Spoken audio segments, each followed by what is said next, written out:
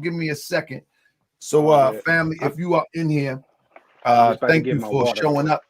Go ahead, take your time. So, family, we're gonna get started, and I ask that you share this to whomever, wherever. This is going to be a serious dialogue. In fact, what I want to do, I want to try to see if we can get this on. I might even try to go on what is that, on Facebook real quick. But family, if you are in the building,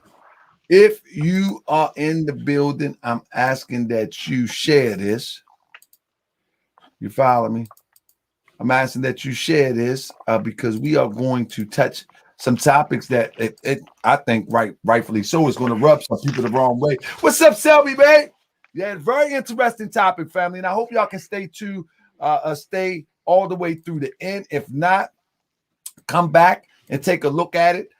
This topic here is clear. The Moorish Temple of America, Supreme Grand Council revealed. And what this is all about is, what is the Supreme Grand Council? Is it still in existence? And if so, who are the members? Who are the people? What are their functions? What exactly is it all about? I ask that everybody share this real quick. Share this on your social media once or twice. I'm not tripping off the numbers on this channel. It is what it is.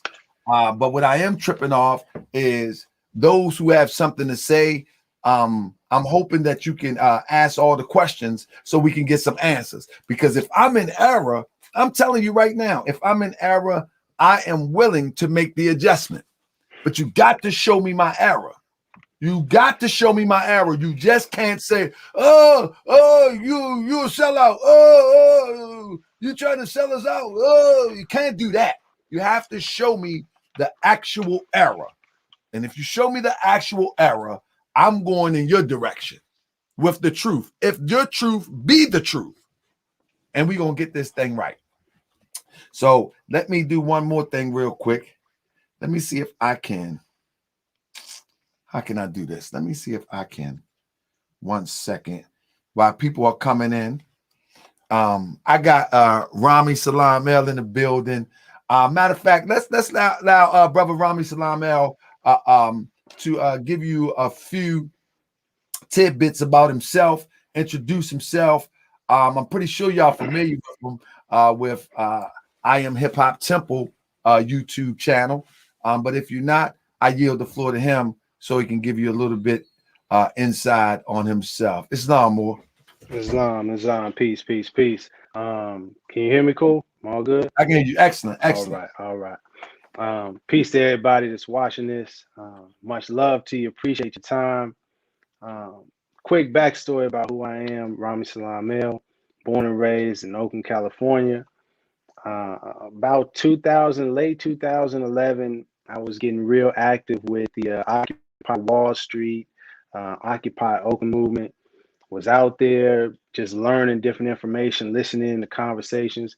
This Freemason brother bumped into me, said, "Hey man, you want to know the truth?"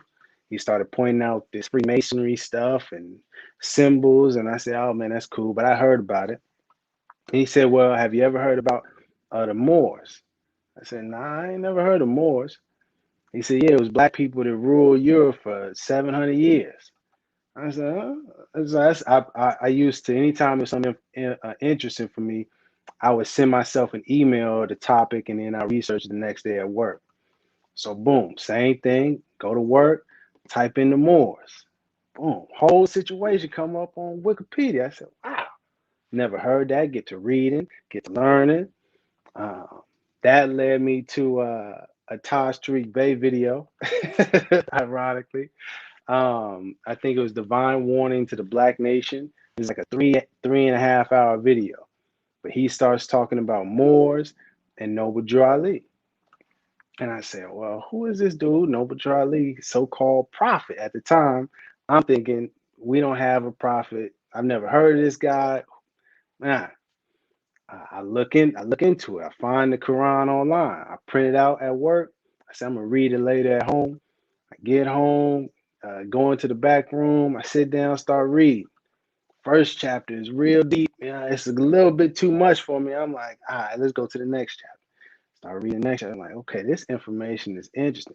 Read more. By the time I hit the chapter about the different names of Allah, but everywhere it's the cause, the rootless root from which all things spring. When I hit that line, I said, okay, this is something different.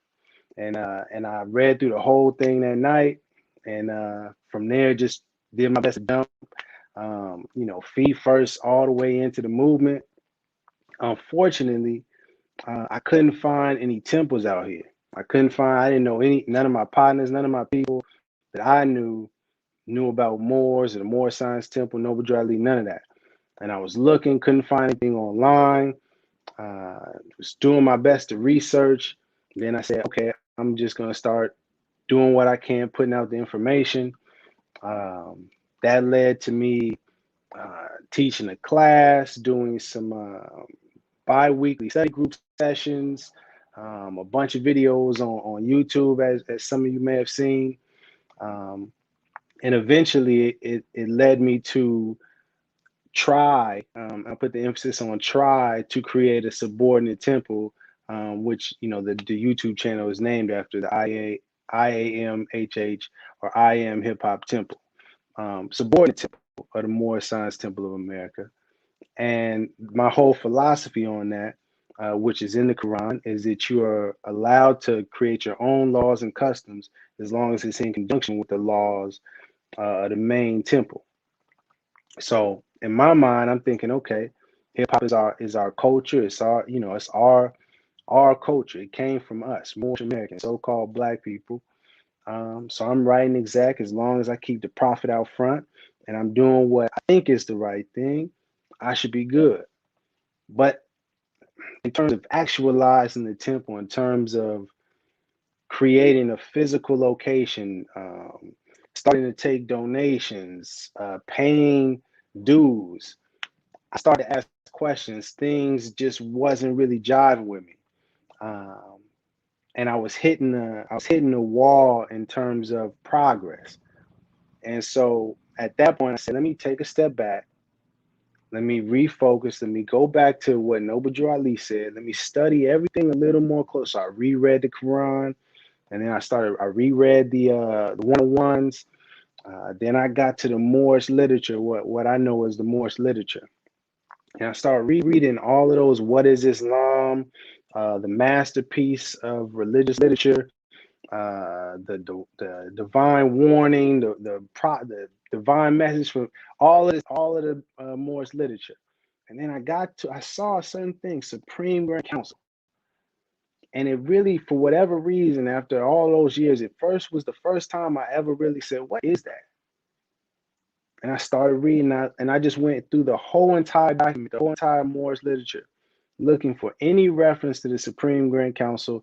And then I started researching everything around that. And I said, this is too integral of an entity within the Moorish Science Temple of America for no one to really be speaking on. Then that's when I started to ask people.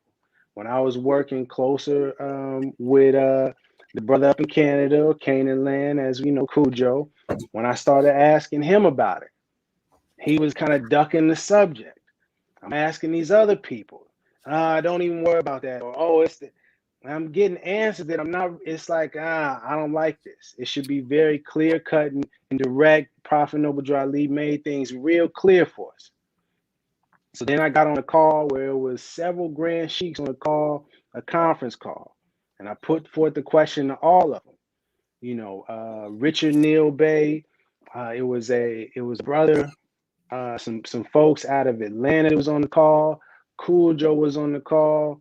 Several people was on that call, and no one was able to give me a clear answer. So at that point, I said, all right, I gotta stop what I'm doing. I can't push this IAMHipHopTemple any further until I clarify this issue, because I want to make sure I'm right and exact. And I've been trying to do my best. I've been trying, to do what I thought was what Noble Drew Ali said, but I'm not clear on it.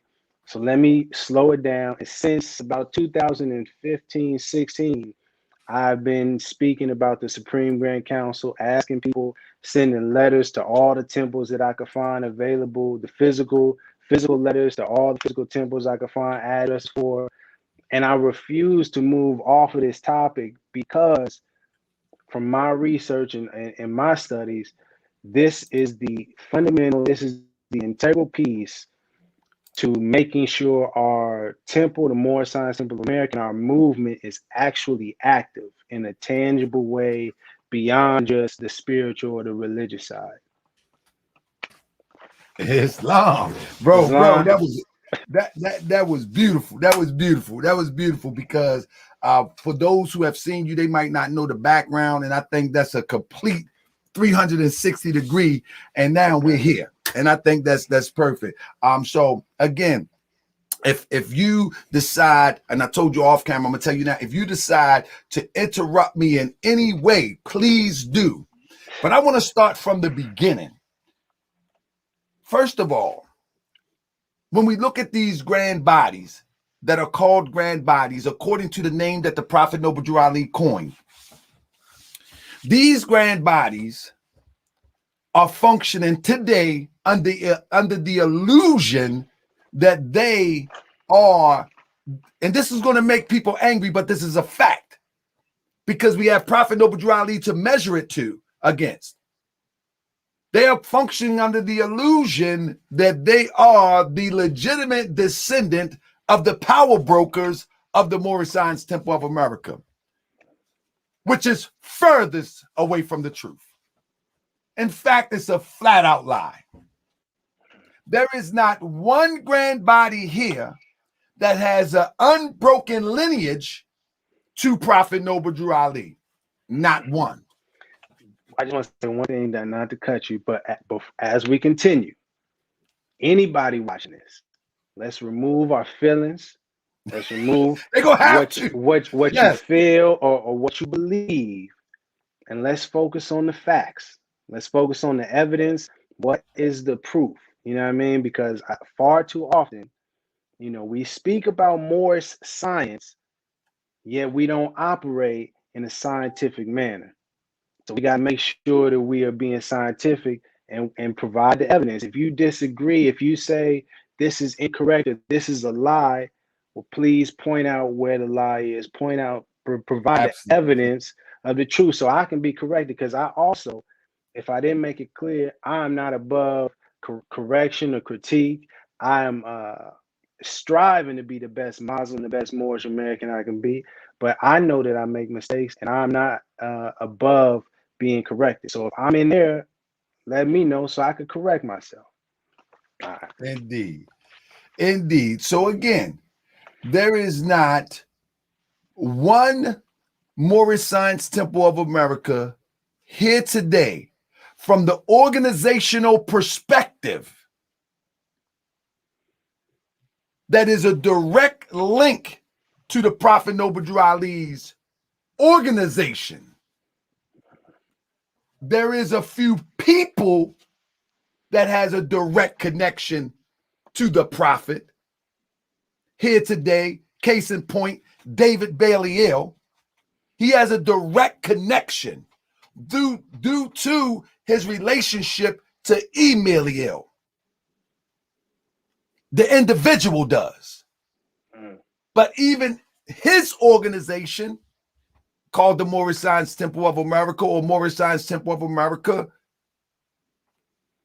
follows under the same broken chain that everybody tried to cover up. So we're gonna touch on that first. Before we can get to the Supreme Grand Council, first we have to establish the legitimate and illegitimate positioning of those who claim to be the Moorish Science Temple of America. That's the first thing that have to be established. And with that being said, let me go to this slide real quick, if I can.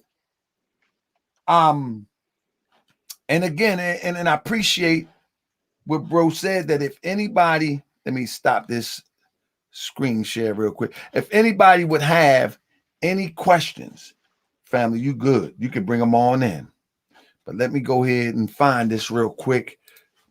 Screen share this right quick. Bam. So, hold up. Let me get on my right page. So, here we go. Because I got a lot, fam. This coming. So, first of all, everybody knows Emeliel in this day and time. I tell you, when I came into the Moorish Science Temple of America, we didn't know who Emeliel was. I can tell you now, we didn't have a clue who Emeliel was.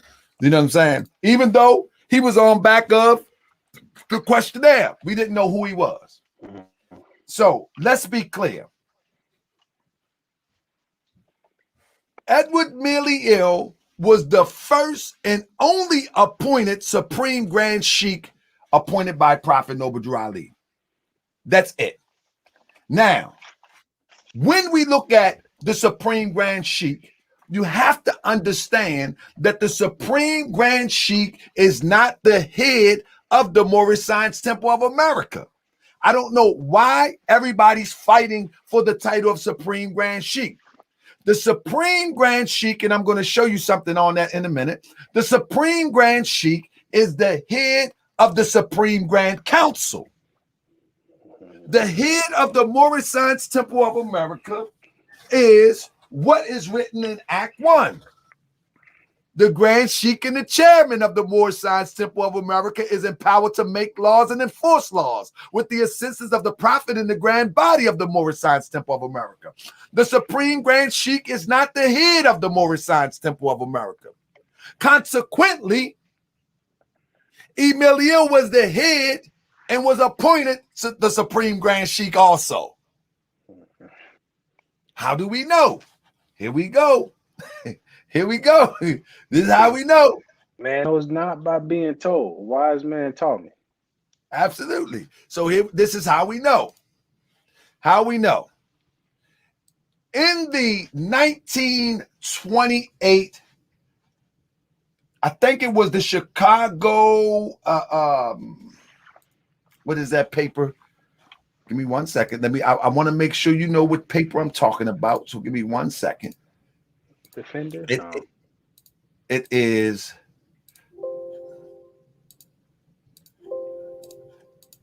Let me show you real quick. It is. I'm gonna pull it up in a minute. I just got a lot of windows open because I want to be able to answer all questions with clearness and power tonight. So I think it's the Chicago Defender. Okay, that's the name of the Defender. paper. So in the Chicago Defender, this article comes up in the Chicago Defender. Where we at? Oh, man. Here it is. All right, so this article in 1928, I can't be sure of the exact date at this moment, but I do have the article for you. If I can. Where you at? Where you at? Chicago Defender? Hold up 1 second. I might got too many windows open. Hold on 1 second, family. Let me get this out of here real quick. Okay, now let me try. Here we go. So this is the Chicago Defender article, circa around about 1928. And it reads, it is reported that the Prophet is being reported to the Chicago Defender. The Supreme is this, that it is reported that the Prophet, the Supreme Executive Authority, will appoint a Supreme Grand Council of which he will be the Supreme Grand Chairman. Now, here we go. The Supreme Grand Council will have power and duty to control and supervise all affairs, and you got to remember this, family, all affairs and properties of the Moorish Science Temple of America. That's management, and it will be the sole judge of what constitutes the conduct injurious to the order of peace in the interest or welfare of the organization, or at variance with the Constitution and bylaws. Also, the rules and regulation made by the prophet. Stop there for 1 second. Let's take a pit stop here for a second. The Supreme Grand Council is the one that gives out what they will call in the East the fatwas. The Supreme Grand Council is one that confirms that something is consistent with Prophet Noble Drew Ali's teachings or something that is not consistent. For example, and this is done in an orderly fashion.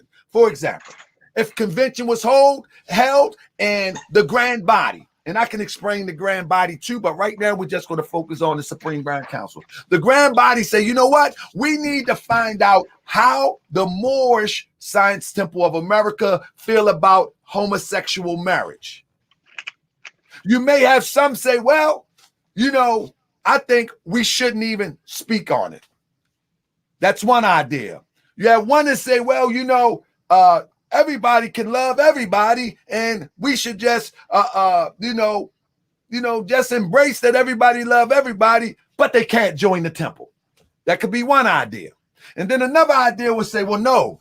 In our Quran, it says, Allah says, or the Prophet Noble Drew Ali says, take unto thyself a wife and obey the ordinance of Allah. Take unto thyself a wife. Now let's determine what's a wife. And so they bounce that around, and then the Supreme Grand Council, with all its members, at the end, they have a vote. According to what the prophet said, not according to passions, according to what the prophet record says. And then from that, they leave out there, and then they bring it back to the floor, and then it's confirmed by the grand body. So it's just like the Senate. The Senate have a vote, and then they throw it to the floor, and then it's confirmed.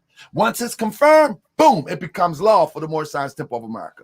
That this is our position. This is why it's not in good interest of anybody to claim to be moving in the Moorish National Divine Movement and don't know the structural operation of the Moorish Science Temple of America, because you're not going nowhere like that. It's just not going to go anywhere. And many of these groups call themselves the Moorish Science Temple of America really don't even understand this process. And the thing is, there's so many layers to it. We're only talking about the Supreme Grand Council. The grand body is unique into itself, how it functions. This right here is so many levels, it would have somebody's head spinning. So that's what the Supreme Grand Council is. And the Supreme Grand Sheikh is the head. He's like the chairman. He's the head of the Supreme Grand Council. In other words, he calls the meeting to order. He calls the meeting to order. You see what I'm saying? And all those that's in the positions of the Supreme Grand Council, and we'll get into those positions one in a minute. Those that are in the position of the Supreme Grand Council, they are guided by the Supreme Grand Sheikh. But he's only the head of the Supreme Grand Council. Now, you with me so far, big bro? Islam, if I could just add, because I literally wrote down the question, what is the grand body? Because you're talking about things, and but I think what's important for us to really understand and recognize is that what you're speaking on, which is what Noble Drew Ali established, again, not what you made up. It is not the Supreme Grand Council, ain't something you designed. This is what Noble Drew Ali created. This is government. This is governing ourselves, and there's a structure, and there's an order, and there's law to it, and just to relate it to something that perhaps others can understand. Just as we have the Supreme Grand Council, well, the United States of America has the Supreme Court and Supreme Court judges, and Absolutely. just as you were saying, as we have a head of the Supreme Grand Council. Well, the Chief Justice of the United States is the Chief Judge of the Supreme Court of the United States. It is the highest ranking officer of the U.S. federal judiciary. So it's government. Just as there's a structure to the United States of America, there's a structure to the Moorish Temple of America. Absolutely. And to digress a little bit so we can touch on that, give me 1 second. What is the grand body? I'll quickly digress, and then I'll get back to what I was saying with this right here. To understand the grand body and understand the structure of the Moorish Temple of America, we can quickly go into the United States government because the original Republican form of government is our style. That's us. That's not them. But nevertheless. So when you look at the legislative branch, you look at the grand body. When you look at the executive branch, you look at the grand sheik and chairman. When you look at the Supreme Grand Council, you look at the judicial branch. You see what I'm saying? And so the grand body consists of those with grand on their name, grand governors, grand sheiks. You follow me? And all of those. So if you're a grand governor, you represent a state, like like the governor of a state. You see what I'm saying? If you are a governor, you're like a mayor. You follow me? But if you're a grand governor, you control the state. You're the head of state. You know what I'm saying? Now, if you are a governor, you also you can't be a governor without being a grand sheik at once, because a governor is a head of temple. Grand sheiks, governors, and heads of all temples. You see what I'm saying? And then grand sheik. So anybody with a grand on their name makes up the grand body, and they represent their constituents. They represent their temple members. They represent their temples. They represent, and they are the voice at convention. You see what I'm saying? It's not everybody having a word. No, they bring the temple, bring the issue to the grand sheik. The grand sheik dialogues with the governor. The grand governor dialogues with the grand body, represents that portion of, or that faction, or that temple, that body at the convention, and they dialogue amongst the grand body. And this is in every state. You see what I'm saying? So that's the grand body. It's not everybody all over the place. So the grand sheik and chairman also has his cabinet. It's the grand sheik and the chairman, the assistant grand sheik, secretary, treasurer, etc., etc. And then you got the Supreme Grand Council. You see what I'm saying? That's the judicial part. But all of this, and I don't want to get too deep into that because that goes into, we might get veered off track, but how convention works, all of these work hand in hand to bring forth resolution to move the movement in a perpetual way. Just like the United States has moved in a perpetual way. You know what I'm saying? And so let me blow this up just a little bit so you can see the example of which I'm talking about. When I blow this up, you can see it's not rocket science if we've studied this a little bit close and pay attention to how the prophet moved. And somebody said, well, how did you come up with that? Well, I studied the prophet and I can compare it to what the prophet did, and I can actually break it all the way down. So give me 1 second. See if I can. You see, this is not. Just want to get a full screen of it for you real quick. But so what I did was I mirrored the prophet's movement to this actual Republican form of government, because that's what it is. See, what people don't understand is that the Moors was there at the founding of this country. Europeans never instituted government. They only monopolized off what they learned from our forefathers, indigenous and otherwise. That's all they did. They just flipped it, and we think it's theirs, but that's another story. So let me just go back to what I was saying before about the Supreme Grand Council. Now, in the Supreme Grand Council, one of the things that the Prophet Noble Drew Ali points out is that the way one comes into power, they must be appointed. So when you look at the flyer, I mean, not the flyer, you look at that ad right here. He says, let me blow it up just a little more. He said, the rules and regulations made by the prophet and shall be the sole judge of the sufficiency of the evidence sole judge of the sufficiency of the evidence by which such conduct is shown. Is shown. Prophet Noble Drew Ali is being congratulated by Chicagoans, etc., etc. But when you go to the top, one of the key words that we have to pay attention to is it is reported that the prophet, the supreme executive authority, will appoint a supreme grand council of which he will be the supreme grand chairman. Now, how do we get to this point? When we look at, let me go here real quick. When we look on back of our questionnaire, you will find that we'll see the same thing on back of our questionnaire: to appoint, anoint, and consecrate. So, who's ever the Grand Sheik and chairman of the Moorish Science Temple of America has the power to appoint, anoint, and consecrate. But what about if that collapses? What happens? What happens if that collapses? Well, it did collapse. It certainly did collapse. And if I could pause for a second on this one. Come on, brother. You good. Anytime. All right, cool. So just to add on real quick before it gets to the collapse, I just wanted to highlight two things. One, because you had mentioned the Supreme Grand Council, as you was reading, is in charge of all the affairs and properties in the Moorish Science Temple of America. And I know there's many Moors out there.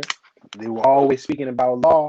You know what I mean? Taj Tariq Bey, law. Okay, so let's get into the law dictionary just so we're clear on what affairs mean in law. And this is the Black's Law Dictionary, 4th edition. Affairs is an inclusive term bringing within its scope and meaning anything that a person may do, or in this case, the Moorish Science Temple of America may do. It brings in anything of the scope, anything that the Moorish Science Temple of America may do. That is what is known as affairs. So anything our organization is doing, the Supreme Grand Council has the power and the duty to control and supervise. That's how important it is. And then to your point, to add on about appointing, in the Moorish literature, in the section where it's titled "To All Governors, Grand Sheiks, and Head Officials of the Temple."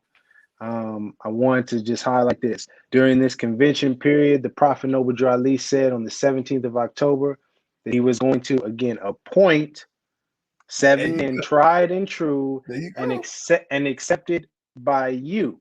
Accepted by you is the confirmation. And this is coming. This is to all governors, grand sheiks, head officials of the temple. Just to continue, just so we're clear on the process. Accepted by you, and on the very next day, Noble Drew Ali stepped forward from the chamber room and declared that he now had his number, and said that the grand body, Noble Drew Ali said that the grand body had accepted his choice in the setting of the Supreme Grand Council of the Moorish Science Temple of America, and Prophet Noble Drew Ali also declared what their duties in conjunction with that of the grand body, which consists of all executive rulers. So it's very clear, cut and dry, the process. He selected the people, but then the selection had to be confirmed by the grand body. So it's not some dictator saying, these is my people and you got to accept it because I'm the prophet or I'm the supreme, whoever is in charge. It don't work like that. It's government. Bro, do you see how all of these people are willy-nilly in this thing at this point? You can clearly see that, and it's my confidence and faith that we need to put this together. No one has put this together. The prophet gave it to us. I brought you everything you need to save a nation. Now take it and save yourself. No one has taken it and saved themselves. Now, let me go back for a minute real quick and let me show you that no one has taken it and saved themselves. No one. No one is organized to execute this. See, what they don't realize is that Prophet gave us the example. We are to produce the example. People are trying to lie and claim that they have what the Prophet handed down. They are lying. Let's start. Let's take it from the top real quick. Let's take it from the top. Here we go. When we take it from the top, as I started earlier, and we was talking about Eliel. Eliel. Let me get the screen share real quick. Eliel was appointed by the Prophet Noble Ali. It's clear. Hold up. Let me make sure I get this right. I want to make sure we get this right. Give me 1 second. I'm going to stop the screen share because I want to be able to see, make sure everybody can see it exactly how I see it. Here we go. Here we go. Okay. Let me widen it out real quick. So, Eliel was appointed by the Prophet Noble Ali. Clear. So now, the group that is prevalent today that people want to talk about is the Kirkman Bay group. Hold up. Where you go at? Is the Kirkman Bay group. So how do we establish the Eliel and Kirkman Bay in relation to the legitimacy and the perpetuation of the Supreme Grand Council? How do we establish that? Well, it's very easy to establish. First of all, we know without a doubt or contradiction that this is the second annual convention. This is the picture. Eliel was the leader. Kirkman Bay was there. Eliel was the leader. Kirkman Bay was there. They know he was the leader. How do they know he was the leader? Because Kirkman Bay tried to get him to sign off on his position as the Supreme Grand Advisor. And if he's not the leader, why would you need him to sign off if you are an extension of the Prophet? But hold up, let me just drop a bombshell real quick. When we go to the website, MST of A 1913, and we're gonna pull it up, and let's do it in real time because we're gonna clear all this up real rapidly, real quick. Here we go. They called themselves the official website of the Moorish Temple of America. And so when we go to, let's go to past leadership. Let me see if I can find it. Past leadership. We're going to bust this up real quick. Past officials. Now, they got C. Kirkman Bay from 1929. This is a lie. It's a total lie. I don't care who get mad. It's an extreme lie. It's a gross negligence lie. Listen to what it says, because I want to confirm what I'm trying to say. After the Prophet passed, it was this brother who had the wisdom, understanding, patience, and courage to carry on. Family, please share this with everybody. We're going to kill these lies.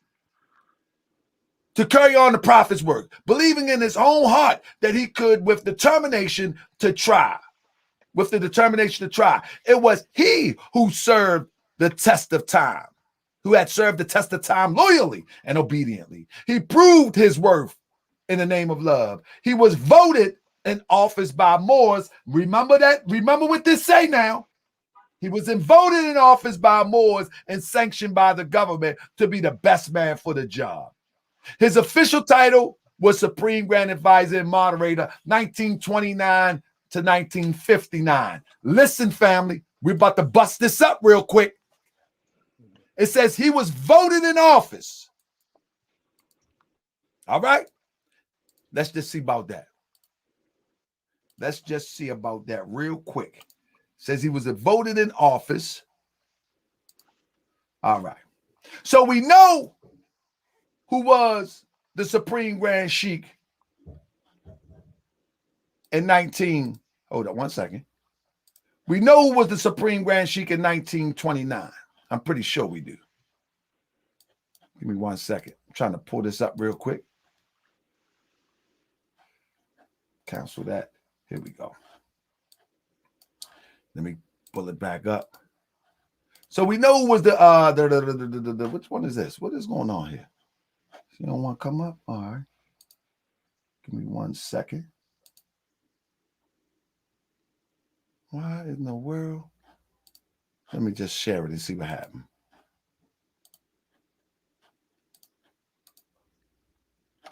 All right, so what I'm trying to do, I'm trying to figure out why this thing won't share, right? Oh, they in my computer? What's going on? What's going on? Hold up. Don't worry about it. Ah, my goodness. Hold on. I'm going to stop it. I'm going to try it again. Share, share, share. In the world? Bam. Bam. This will not. Stand by, family. Hold up. They ain't. Why in the world?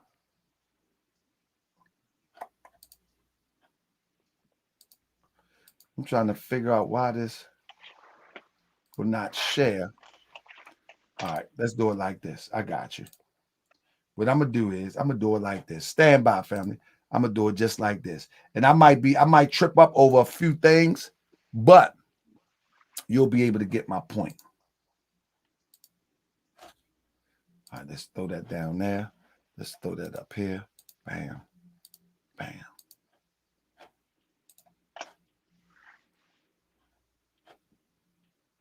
This is weird. All right, hold up. Let me get them down. Let me get him down. I'm gonna get you. Somebody said, how can we join the Noble Temples? Hold on, stand by, family. I really want to get this screen share right here. This is a very important one right here. This is a very important one. I just can't figure out why it's capturing my own screen. That's what I'm trying to figure out. Hold up. Let me make sure I don't have two. I know what I'm going to do. Stand by. Because this is very important here, family. This is one of the most important things that we're going to be discussing. All right, let's do it like this. Let's try it now. There it is. So, after all that, I hope y'all remember what we just said. Voted in office. They said that he was voted into office. Kirkman Bey. Now, we know who was head of the movement in 1928, don't we? Mm-hmm. Of course we do. It was Prophet Noble Drew Ali. Okay. So we got the second annual convention flyer right here. Who was the head of this? Who ran this convention in 1929?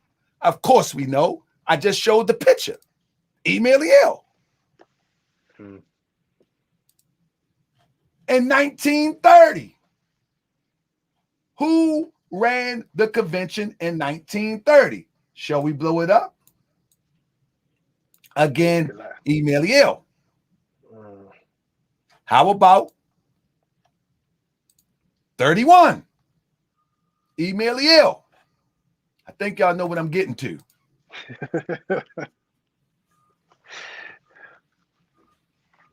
When did this vote happen?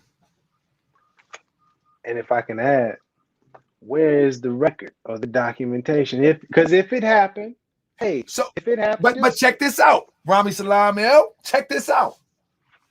We just talked about earlier that the process of coming into power has been laid out where it's easy for us to piece together. Indeed.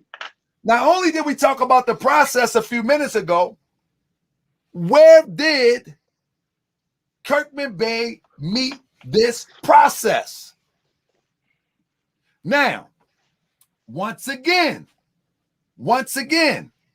we know that Kirkman Bey came to Emilio to get a paper to try to get the position that doesn't even exist called Supreme Grand Advisor. It doesn't even exist. Not in the Moorish paradigm. That's not an official position. So the point would be is, if Emilio was not the leader, why would he go to Emilio to be confirmed as a position? And it was an honorary position at that. Emilio mentions that in his letters. It was an honorary position. But the point that I'm making is that when was this work done where Kirkman Bey went through the official process as laid out by Prophet Noble Drew Ali to be the leader of the Moorish Science Temple of America? You can't find it nowhere. It doesn't exist. It just doesn't exist. This is not a shot at that group. It just does not exist. Gotta be honest, man. We have to be honest. And we got a brother in here that's a ride or die Kirkman Bey fan, but he won't debate me on it. He said, Brother Emilio voted for C. Kirkman Bey. If he voted, but now this is how irrational we thinking. If he voted for C. Kirkman Bey to be the leader of the organization, then why is Emilio still the leader all the way up until he dies? That doesn't make sense. I have the flyers. So, and if Kirkman Bey was the leader, where is his convention flyers? Where's the evidence? From 29 all the way up till today. I got minutes from Kirkman Bey starting at 34. And I got minutes from Emilio starting from 29. And Emilio passed, if I'm not mistaken, in 1934, correct? That's when the takeover happened. And this, you know, I wanted to say this, Rami Salaam, and then I'll let you go. This is what I mean, that there is no group can claim a direct connection from an organizational perspective. We can get that out the way. There is not one here that can claim from an organizational perspective. And the Kirkman Bey group disqualifies themselves because they didn't even go through the process as the Prophet laid down. I don't care if they've been here since 34. It doesn't matter. You did not meet the standard of leadership. You disqualified. And it's a holy and divine movement too. Let's not forget that. Once it's a holy and divine movement, there is not one thing that can be changed about it, or you take the holy and divine out of it. It becomes your organization at that point. And that's why I'm here to show how we need to go ahead and scrap it and put this thing together for real. That's what the Noble Temple's here to do. Let's go ahead, brother. I yield the floor. I don't want to detour too far, but it's just for context purpose. I had this book here. It's called The Rise and Fall of Muslims, from the pious caliphs to Abbasid, Spain, and Mughal dynasties. Saeed Akbar al-Badi. Pardon me. Islamic history. Now I'm bringing this up because this book, I'll just read this little brief thing. This book presents detailed account of the wonder-inspiring rise of the Muslims and their pathetic fall. It embodies the stories and the assessments of the very first Caliphate a-Rashida, the well-guided government of the immediate successors of the Holy Prophet of Islam, the Muslim governments in succeeding periods of history, their political strategies, their collective and social events and conditions in the cultural and administrative scenarios, the factors and events leading to the rise of the Muslims, and their faults and shortcomings resulting in their horrible downfall have been critically analyzed. So it's breaking, in long story short, it's breaking down the Muslims or Moors back in the 700s, 800s, 900s, when they came into power as the Muslims came into power in terms of governance of the East. And it goes through different dynasties that were ruling as Muslims. And what happened was, in short, the first person, and I don't, forgive me for not knowing the precise detail, but the first ruler was based on their actions and their deeds, and they were following according to the Prophet Muhammad, peace be upon him. They were following the law and they were writing exact, so they were qualified to be in the leadership position. Over time, some of the people in the movement who were related to Prophet Muhammad felt like they should be in charge because they had more of a connection to Prophet Muhammad over the people that were ruling, even though the people who were ruling at that time were following the law and doing things according to what Prophet Muhammad established better than the people that were related to him. And over time, problems happened. We're talking assassinations, overthrowing, and that's how ultimately the fall of the Muslims or the Moors in 1492, etc., etc., etc. I bring that up to bring us back into right now and our movement in our time, where we have a organization which has a government to it and governance to it, and a proper way to govern and a proper way to run the organization. And there are certain individuals that feel like they are more qualified because they were directly linked to Prophet Noble Drew Ali. Their father was in the temple with him, so they are more qualified, and that's incorrect. If we just look back in history, and if we look according to our own structure. Yeah, it is. All right, love you. Sorry about that. My daughter's bouncing. And so I say that to say it is, as you said, this is a divine movement. This is a divine, a divine and national movement. Divine, though. We've been speaking about it, but I want us to re-emphasize the fact that Noble Drew Ali is a true and divine prophet. Absolutely. Not just a very wise leader, not just That's right. this dude that has some cool information and kicked off a movement that did some good, but now we can figure things out. No, he was literally sent from the creator of the universe. Specifically he came for everybody. Universe, but came specifically to so-called Negroes because we needed him the most. We was down bad. Didn't know who we were, didn't know our creed, is all bad. And he came and established the organization, established laws, rules, regulations, laid it out, walked the walk, set the example. All we got to do is follow. We got to stop trying to be in front of the prophet. I understand, however, prideful we are, how you think you got the greatest ideas. Amazing. Let's go for it. Let's get in line, though. And Let's that's make the sure thing. we in line. It's too many. People have too much egos because the way that I come onto social media, he's loud. But I'm gonna tell you, either they're gonna do it the prophet way, or they just spinning their wheels. It ain't going nowhere. It's just like the brothers in here, the brother from Mars TV that's overzealous. He can talk that Kirkman-based stuff all he want.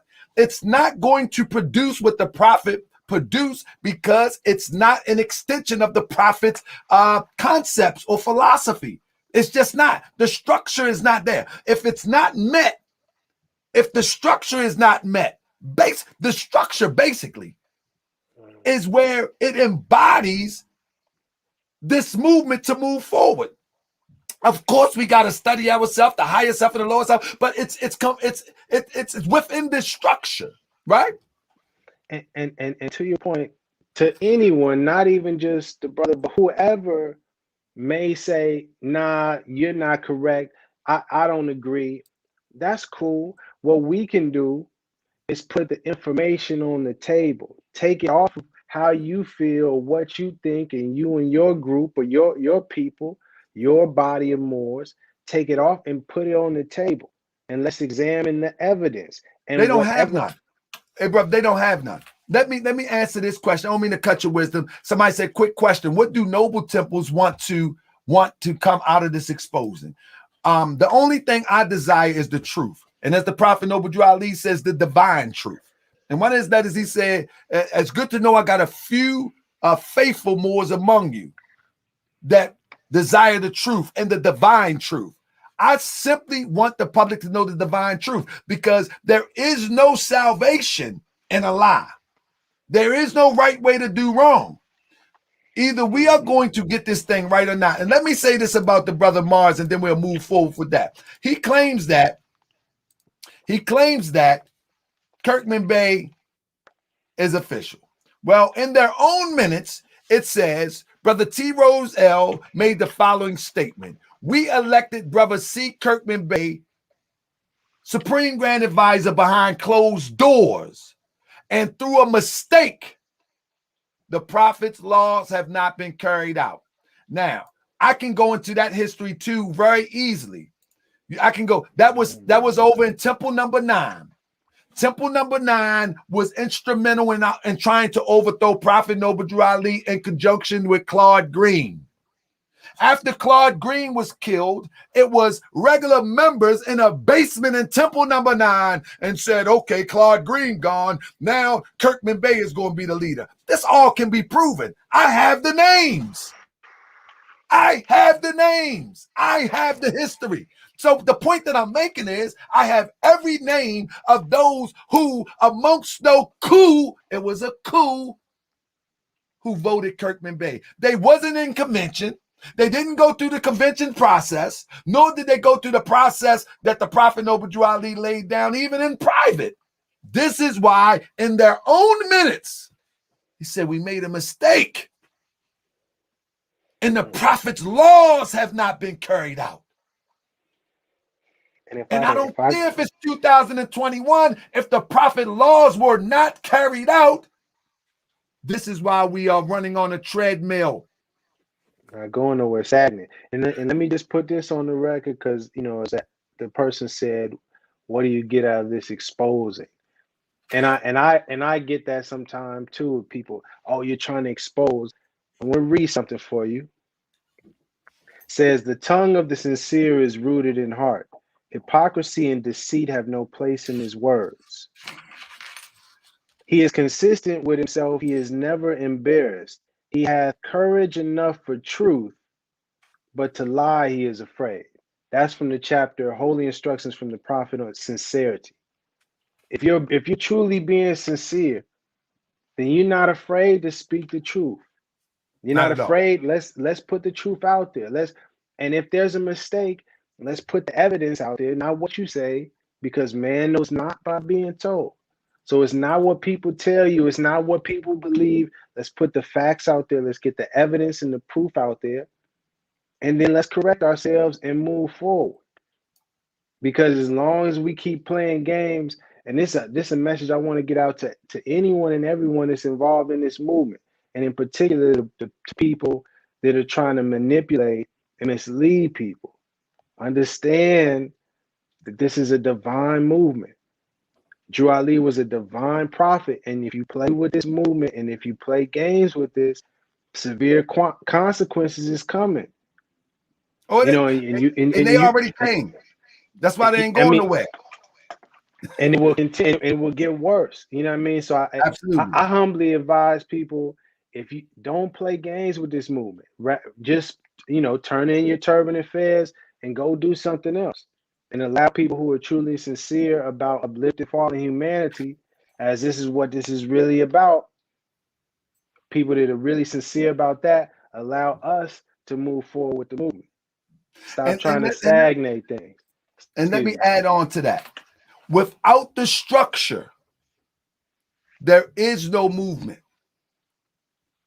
I mean, you're not moving nowhere. Without the structure that the prophet gave us, anything taken away from the structure that the prophet gave us will only limit us to some earthly salvation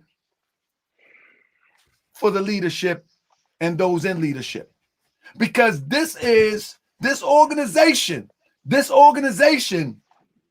was not designed for one person to benefit, and it only works as a collective. So when people say I'm a part of the Moorish National Divine Movement, but you ain't in the system. This is a system that the prophet put together, and you're not in the system, then it doesn't work for you, nor will it work for us.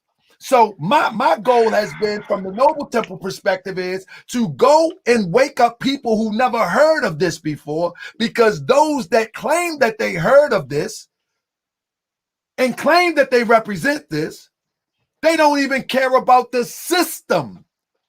The system is the vehicle that gets us up out of this situation. And in a minute, I'm going to show something about these positions about the Supreme Grand Council, and you will be able to decide if this stuff exists or not. But I'll yield the floor, brother, real quick to you, and then I'm going to get this slide together. Man, I think what's key, and you said, is that you said it will not work for you and it will not work for us. I think what we have to realize is that it's a we. We are not going to go anywhere if some of us break off and try to do our own thing and go this direction, and some of us try to go this direction, and I'm going to join this new organization that's claiming that this, and we going to do this.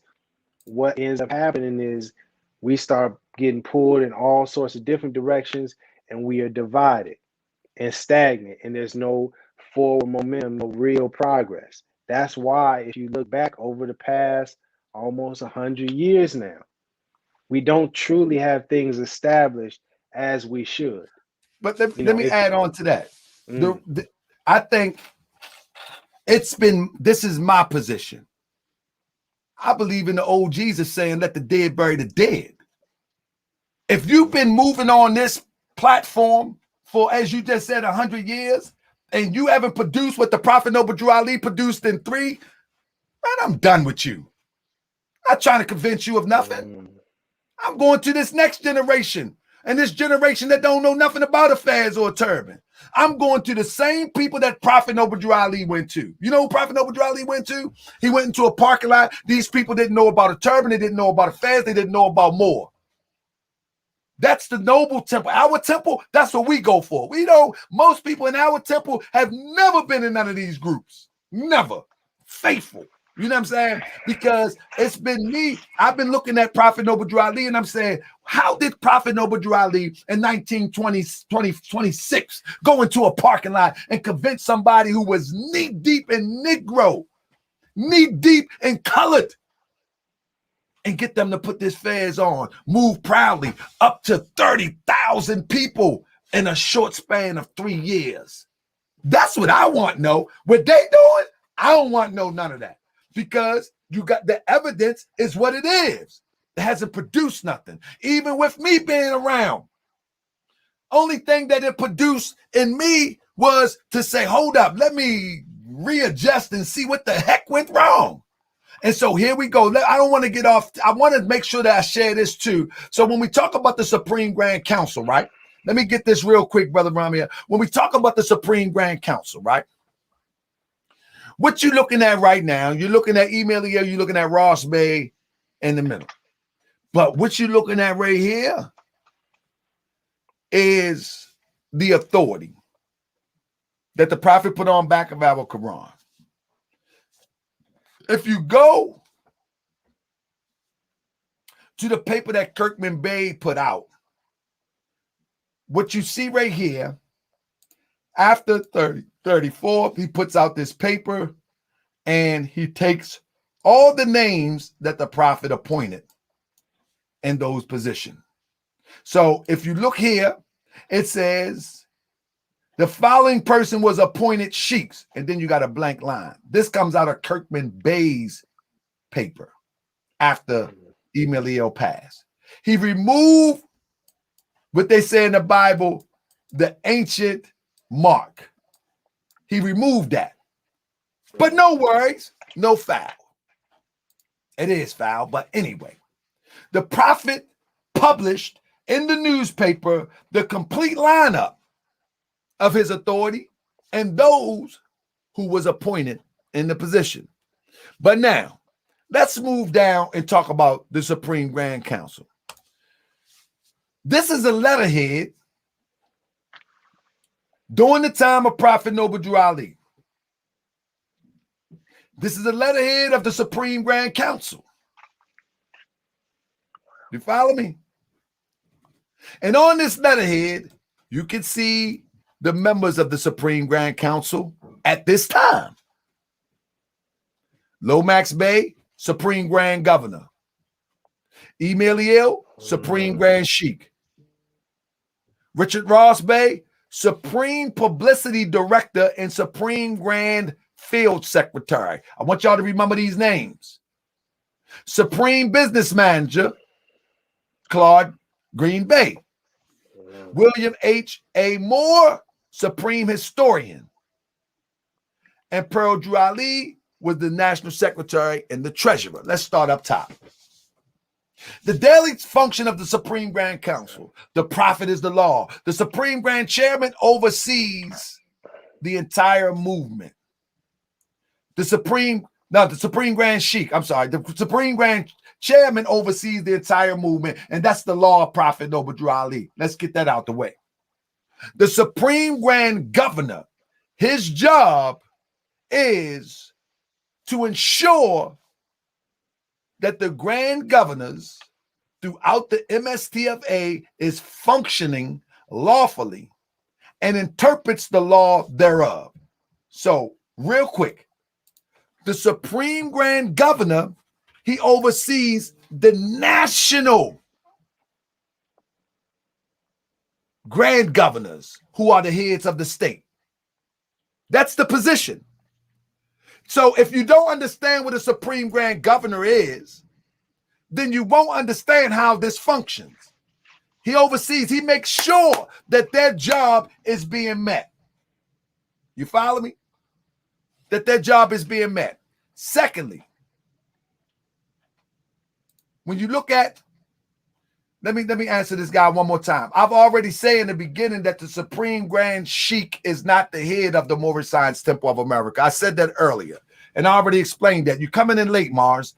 So the Supreme Grand Governor oversees all Grand Governors, which is the head of every state.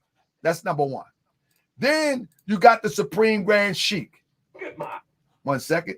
Then you got the Supreme Grand Sheikh. If I can pull that up real quick. Then you got the Supreme Grand Sheikh.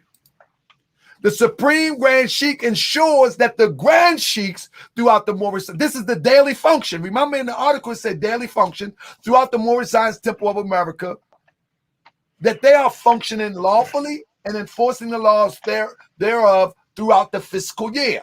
This is not the total job, but this is one of the jobs that he oversees that.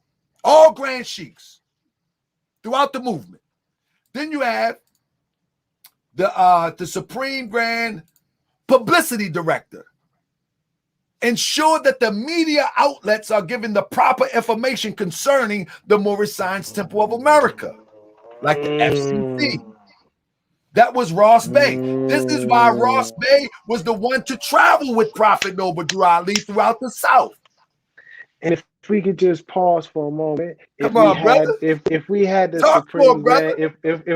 Supreme Grand Council established when that incident happened July 3rd with that splinter group, and they were claiming to be a part of there could have been an official notice that went out to all of the national media across the country, expressing and making a clarification and a distinction between who Moorish Americans and the Moorish Science Temple of America are. And now check this out, brother. Hold that thought, but I want you to carry on. And I'm going to remove on and let you flow. But you know what we got? Everybody was sending all sorts of type of letters.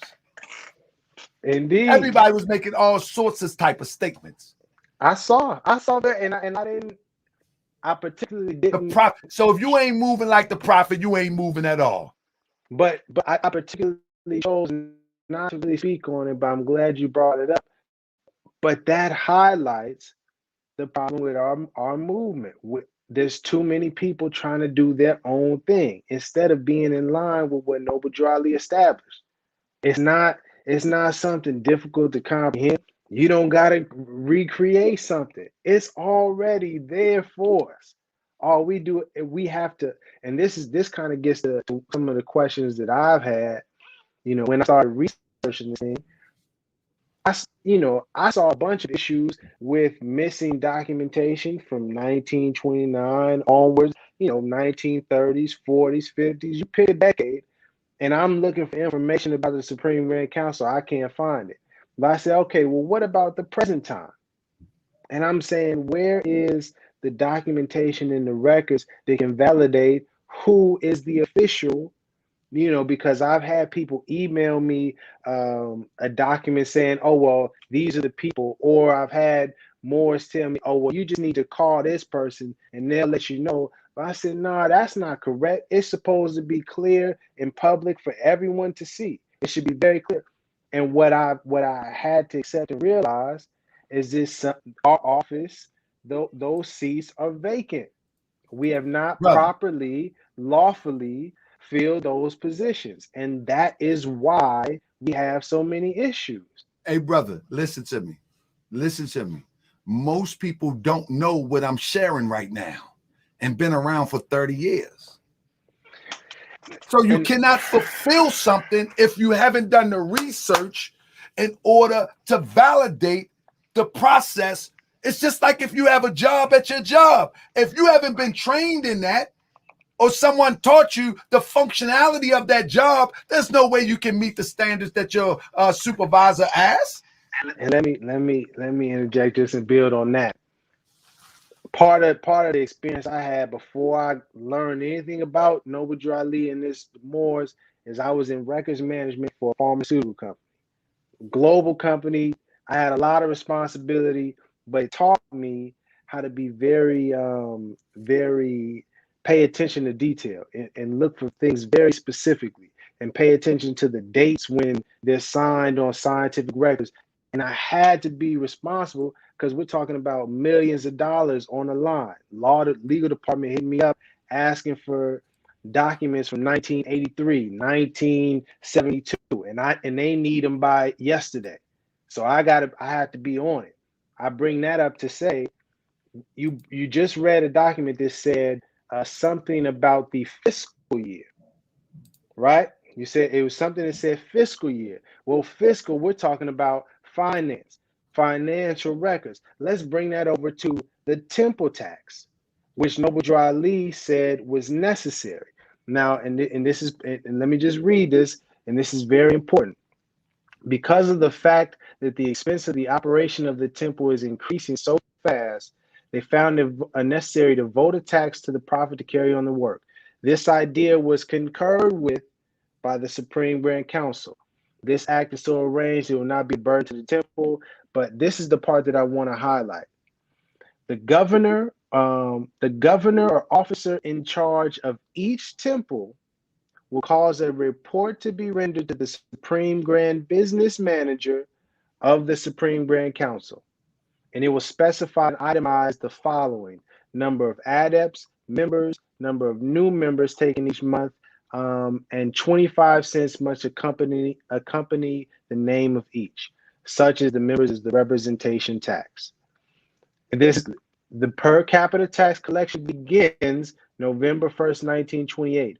All concerned will save themselves penalized if they render their reports promptly and specifically. Okay, That's an organization. And I highlight that because this is a report that was supposed to be sent in monthly to the Supreme Grand Business Manager of the Supreme Grand Council, which is saying, if you're not clear on that, let me just highlight that. That's meaning that each temple across the country, no matter who you are, is supposed to be working hand in hand with the Supreme Grand Council.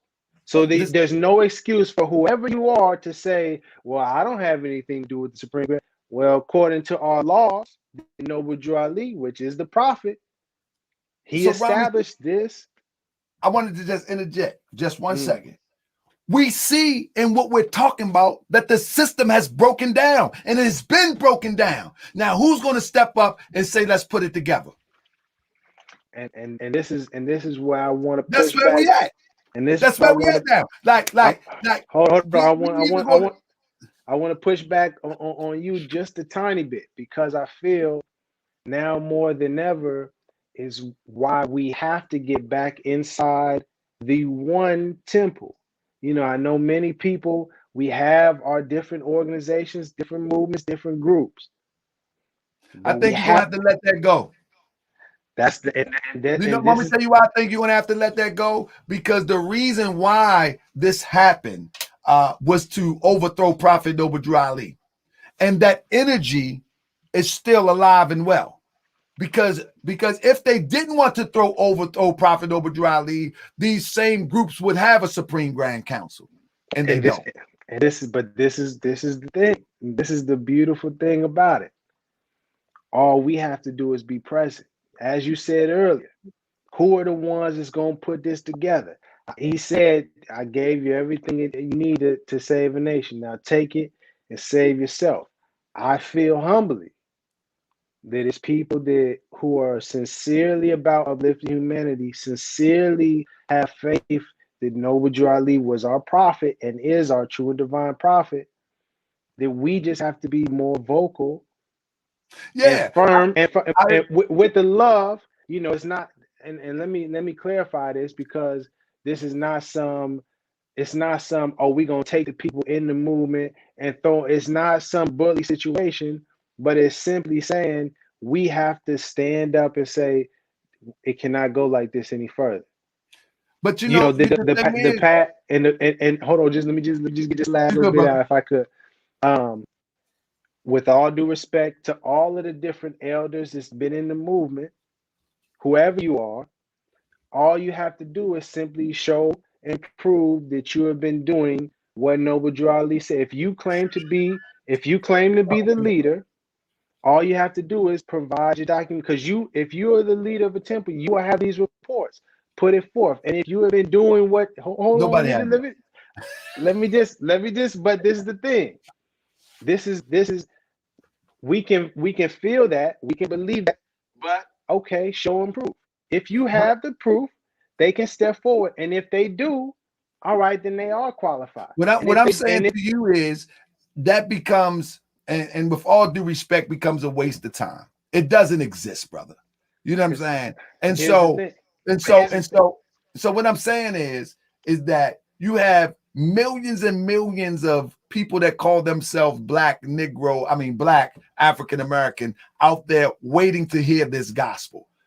I don't think it would be wise to try to convince someone who has walked with affairs on their dome for 30 years, 40 years, to now do it a certain way. I You see what I'm agree. saying?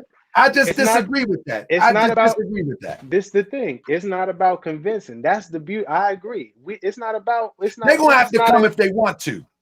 This is. But because this is the thing that I played out and thought about. You know, because I initially was like, well, I'm gonna just keep pushing forward with the International Asiatic Moorish Hip Hop Temple idea. I'm gonna just move forward with that and still be the subordinate temple, and I'm gonna just keep the dues. And I'll say I have them in an account, and when you guys get it straight, then here it is. It's right there in the public. This was a thought, but what I feel humbly and sincerely, what will happen is as things grow and progress, it'll be confusing because it'll be, oh, well, I like what Rami doing, and that way they still stagnant. So I'm gonna roll with him, even though the goal is to get back to the original temple. The goal We is to have make to sure build it though. This is the thing. So let me go back. Let me go back, Rami. we When can't you build look it at, from the let me go back. outside. Let me go back real quick. Mm-hmm. As I illustrated, the Kirkman Bay Group was established 1934. Though they claim that it was 1929, which I proved documents where unless they can show some convention, some minutes, or 1929, 30, 31, 32. You know what I mean? I'm showing the documents. You know what I'm saying? I got the minutes also, right? They are not going to eat that. If you can't eat that little small thing to say that Emeliel was the prophet's choice as Supreme Grand Sheikh, if you can't, or the leader of the organization, if you can't eat that, bro, they not gonna eat nothing. The Emeliel long gone. You can't eat that. That's number one. Number two, when you look at the other groups,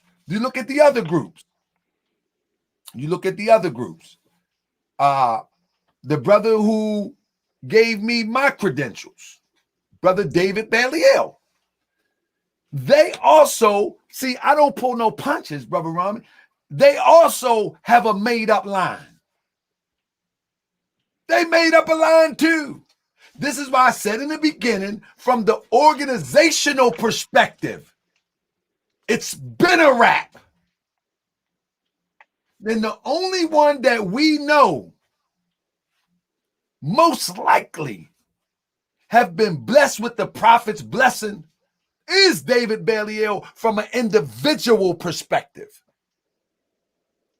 You see what I'm saying?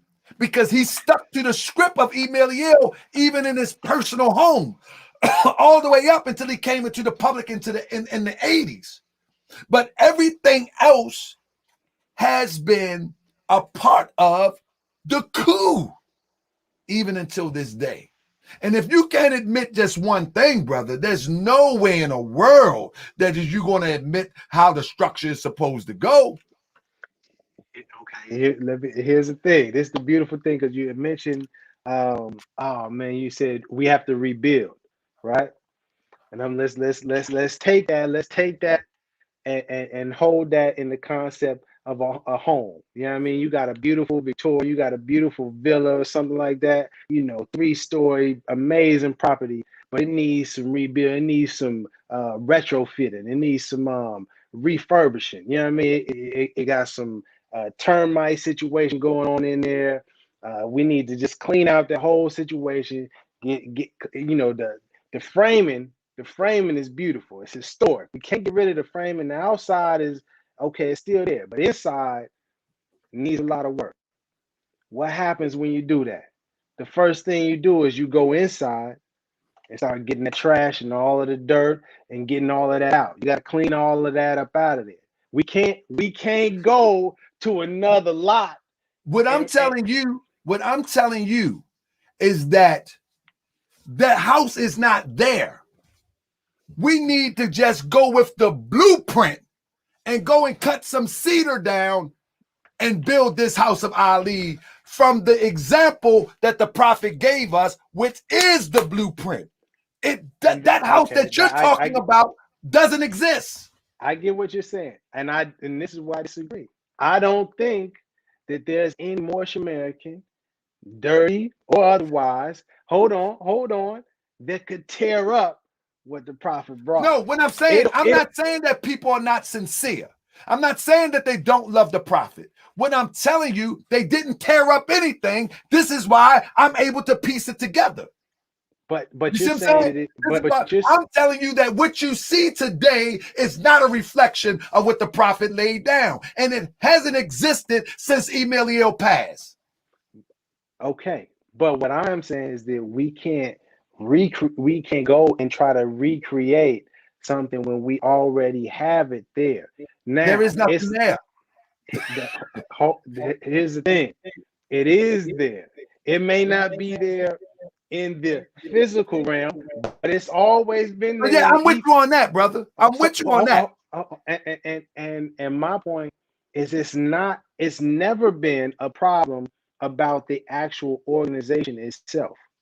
The structure is the issue is with the actual people that have been supposed to be maintaining the yard, and the people that were supposed to be washing the dishes, the folks that were supposed to be scrubbing the grime up out of there. See, I'm a realist.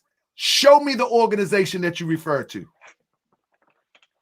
Well, I don't have it. I don't have the physical right. What I'm telling you, brother, It Do I doesn't have exist. you know, and No, so listen to me. and You want to be hopeful. It does not exist. it, Since Emily Ill passed, you understand what I'm saying? Since he passed, there's more other working parts to this to prove my point. But since Emily Ill passed, the physical Moorish Science Temple of America have not existed. You have no people problem. who have No problem. you have people who have tried. You have some that is a part of the coup, and you have some that come along and continues to strive and try. No, And I'm telling you, it just doesn't exist. I can accept that, but let me add this to it. The organization has a start date. Absolutely. Does it have a date where they said this organization is now defunct and No, because it it's is a perpetual organization. okay. So we're on this. So the organization, in terms of the physical location and the actual The functionality of it. the function, the practical function of it, where you can go and actually proclaim your nationality on the record, for the record. You can do all sorts of things we need to do in the practical world. That is not operating and doesn't exist. I can agree to that. But the organization is perpetual, and it is there for us to rebuild from the organization. That's I think we're saying the same thing, but what I'm saying okay. is Okay. those people, brothers and sisters, whom I love dearly, you know what I'm saying? They are not reflective from the structural functionality of the Moorish Science Temple of America that Prophet Noble Ali brought. It just, that part doesn't exist. And now, if you think you're going to go in one of these groups and say, okay, I'm here to show you the functionality, that ain't going to happen. What See, right. needs to happen? Wait. Pause right there. You said that ain't gonna happen. No. Here's my perspective on it. Has anyone, any Moorish American Muslim, gone and put people on the record so that it can be publicly known? Get the camera out. Boom. Let's have a discussion. You're a Moorish American Muslim. Hey, we can have a friendly brotherly discussion about our movement. Correct? We can. Brother, If you're a good brother. Let me tell you, I've been around a long time, brother. That don't work like that, brother. Listen. Because this is the beautiful thing. We are now in a day and an age where you can't hide behind and duck and hide and run from the Okay, responsibility. look at this brother right here. Look at this brother right here. This brother say, tell the world that Brother R. Jones Bay is the current and only leader of the lawfully chartered incorporated Moorish Science Temple of America. I say right now, and I challenge him to an intellectual, respectful conversation. I bet you he won't step up and have that. See, hold on. Right there, the extra part. I bet you he won't. Hey, let's just put that on the table. No, I don't have time to waste. We got babies are dying. I say right now that I put it on the table for the conversation. And while I wait for that, I'm going to go into these communities. I'm going to go and get these babies. I'm going to build these temples around the country. That's what I'm going to do. Because I've already seen this movie. I've already seen this movie 4 times over. It's a rerun, brother. I've been around for a long time. And so this is where it's going to come to. Now, I'm going to tell you, Rami Salaam, I've come to the conclusion that this is what it's going to come to. It's either going to be us who is passionate about the prophet and passionate about the system that the prophet laid down to get us up out this situation. And we're going to use that passion to build this thing from the blueprint that the prophet left us from 1925 to 1928. Or we're going to spin our wheels trying to convince somebody the thing that clearly they know. They already know. And I'm not talking about the members. We have beautiful members in a lot of these groups, but those that's in leadership know everything that we're talking about. And here's the thing. This is the beautiful thing. You said you've been around. You didn't see many things. Hey, you do have that experience. What I can say from my experience, let me just share a little bit with you. From my experience, I have a particular way of seeing things, and I've had the fortunate privilege of studying communication and being around a lot of different groups of people and have connections with a lot of different people on various different levels. And I don't publicize it and I don't speak on it because it's not for me to brag about and I'm not trying to boast. But the reality is that I have connections, and God willing, in due time, things are going to manifest themselves and be more present on a much major level or much a national, worldwide level. And what I'm saying is maybe in the past, yeah, it hasn't worked. I understand that. Here's the thing though, in the past, I wasn't around. I'm not afraid to do Well, let some me give you the address so you can try. please. No, listen. Yeah. God willing, I will be in Chicago. God willing, I'll be in Atlanta. God willing, I'll be in New York. God willing, I'll be in New Jersey. And we gonna travel around and we'll have a discussion. Like the brother spoke about R. Jones Bay. Okay, let's sit down with brother R. Jones Bay. It's nothing to fight about. It's nothing to argue about. It's nothing you got to try to convince me of. It's simply put forth the evidence and let's share the information with the people. I just And sent you all the information to R. Jones Bay. I just sent it in a private chat.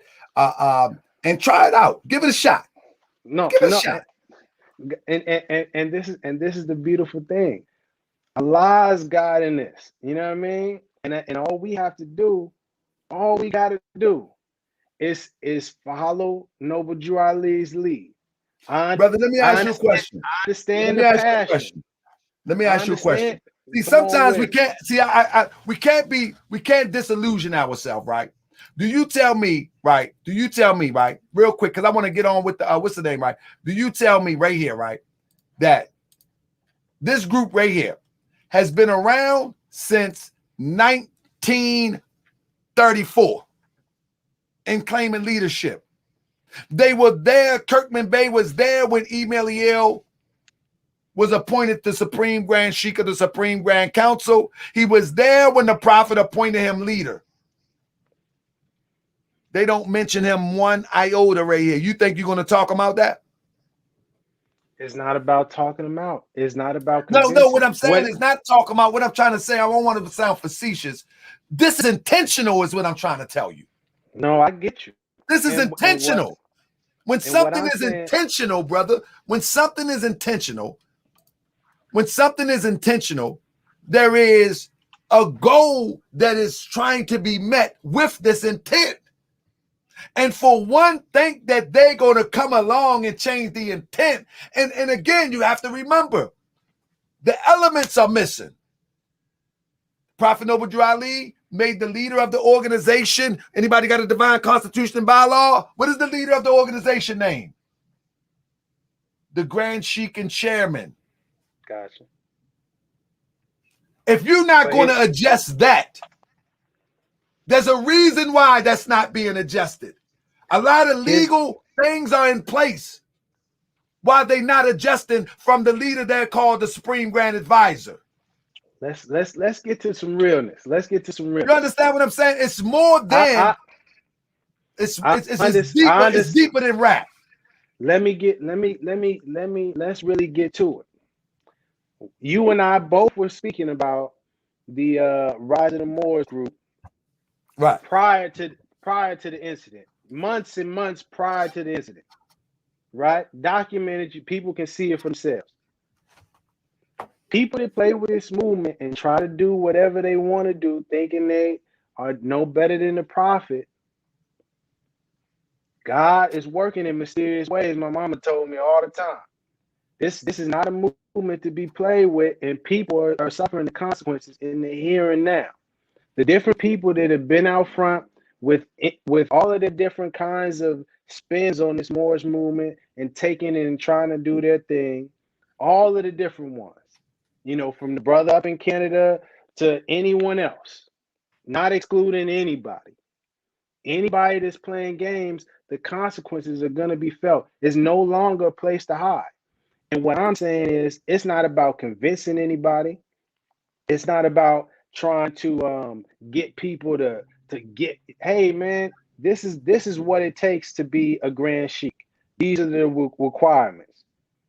We hear how you was doing things in the past, all right, but we correcting things. As of 2022, January 1st or January 8th, 2022, this is what is expected. This is the qualifications. This is the standard for all grand sheiks. We need as a community, as a nation, we must fill these offices. This is how we're going to get things to work. And if you're not with it, the people will see. See, because when it's one thing when they put things up on the website and people can make their videos.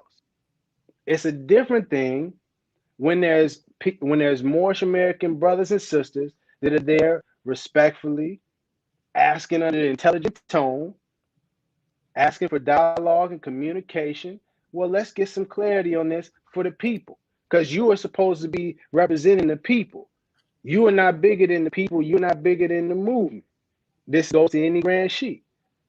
And if they are unwilling to get with that, it'll be seen and it'll be shown for everybody to see. And but nothing. I'm telling you, it's already been done. And so either we are going to build this movement or we're not. Where's the footage? Where's the footage, brother? Brother, it's so many people in here that know me. I have already tried to, brother. I have talked to every leader in this organization, brother, that's called the Moorish Science Tip of America. Every one of them. Every single one of them, brother. And what I'm telling you, I'm telling you right now, either we are going to build this organization from the blueprint that the prophet gave us and leave this madness alone, or we're going to be spinning our wheels. I will tell you this. Just the other day, what it was 2 days ago, me and my wife, and I mean, not my wife, my mother and my sons, we went to the Amish people land, and man, crazy educational. The point that I'm making is this, is that I was just watching their structure, their environment, and how they act in their environment. I mean, they was just doing it big. And I'm gonna put the videos out that I recorded. They got their thing together real good. They got it together real good. And I would imagine that you have some that are just not with that. You have some that are complacent. You have some that's they're just not go-getters. It is what it is. But that don't stop what they're doing, because they looking real good. I say that to say this. Everything that was done to cause this division that we see was intentional. It's not by happenstance. And you will realize that these Moorish groups are no more than clusters of gang pack mentality. So the only option is to go to those who don't know, teach them correctly, and build this movement like the prophet gave it to us. That's my only option. From your perspective, I feel you. I feel. And I would tell you this, you tried that, and me and you come back here in 5 years of what I'm doing, and you try what you're talking about, and I guarantee you'll be like, wow, bro. See, but this is the thing. This is the thing that I'm. It's not. But I want to get back to the original conversation we was talking. Let's not diverge too far. We was talking about the Supreme Grand Council. I'm telling you that it doesn't exist. Are we clear on that? Yes, but hold on, real quick. Is that ultimately, I understand your perspective. I feel that when we look down the road, down that 5 to 7 years, even if other people follow your model and they also start to be building up their thing, their temple, to teach the youngins, the people that don't know anything about this correctly. Eventually, we'll have a clash and we'll still have this division. Not necessarily. And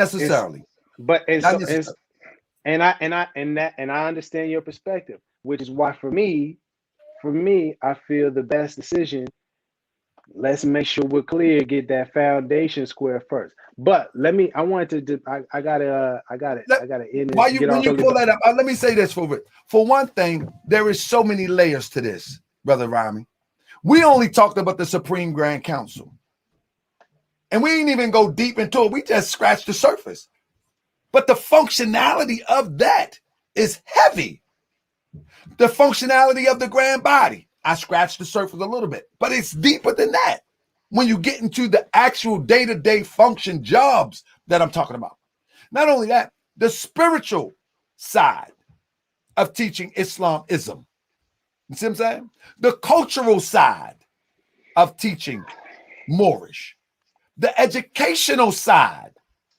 I mean, it's so many layers, brother. You would be best off getting the little babies, getting school teachers, go to the people that the prophet went to and put this thing back together.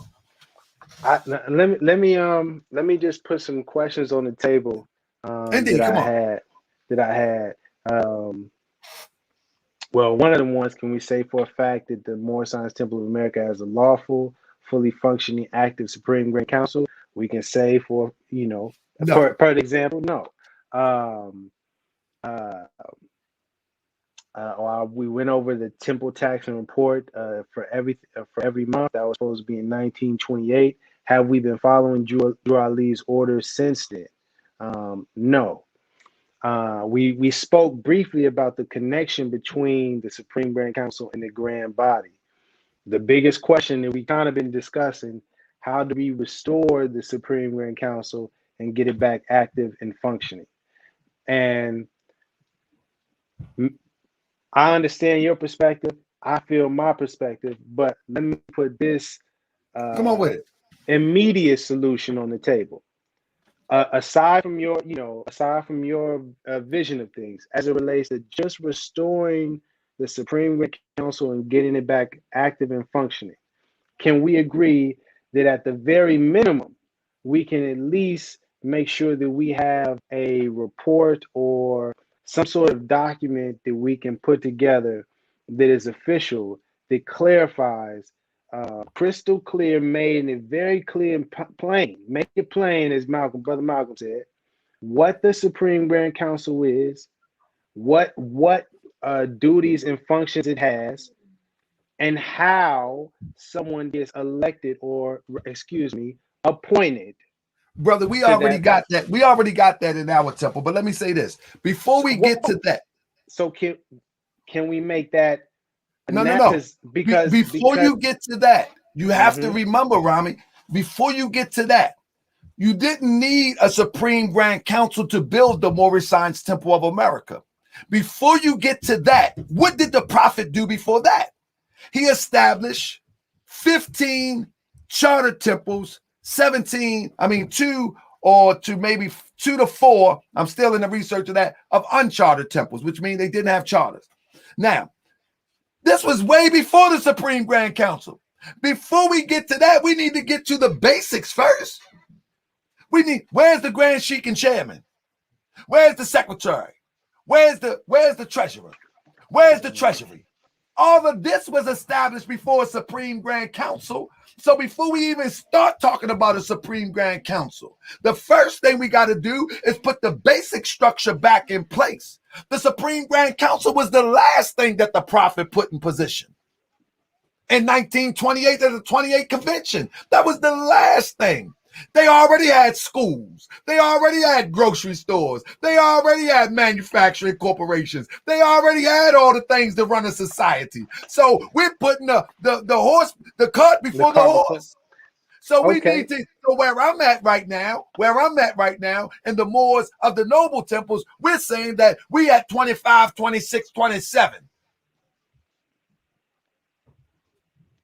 Prophet Noble Drew Ali was already interacting with government. He was already establishing the Moors hordes, the strength of the Moors throughout the Midwest and the East Coast. Okay. We need to get back to that. So let's take it even further down to the core. And forgive me, I'm gonna have to bounce in a little bit, but we can do part 2 though. Yeah, I love where this is going. To your point, Do we have an official document, a pamphlet, if you will, some sort of text that if you didn't know anything about a Moorish Temple of America, Noble Drew Ali, anything at all, yeah, I'm talking you are straight, I'm Right. black, and I'm proud, I'm blackity black, blackity black, right? That's how you coming in. Right. Is there something you can give the person and say, Nah. this is the breakdown of the organization? This is what the different titles of the offices are and what their responsibilities. If we don't, can we at least agree that we should work on establishing? Oh, no. We and our group, we this is, I can break this down to you because I have broke this down. Do you understand what I'm saying? So yeah, we do have that. But the point is that it's a little more deeper than that too. How can I say this? People need elders. They need elders. I didn't, a lot of what I was able to separate the truth from the falsehood from was handed down to me by elders. You see what I'm saying? And then I went on a journey to confirm or disqualify some of the information handed down to me by elders. You need elders. When Prophet Noble Drew Ali put on back of the questionnaire, Emeliel, Foreman Bay, Small Bay, Lovett Bay. Lovett Bay sold out. Small Bay sold out. Foreman Bay sold out. The only one standing was Emeliel. My credentials comes from his grandson. You see what I'm saying? So you need an elder or someone that was connected to an elder. I agree. You need that. You just can't. Other than that, if you're just going to have a superficial structure, you're going to have a superficial structure with no spirit in it. You see what I'm saying?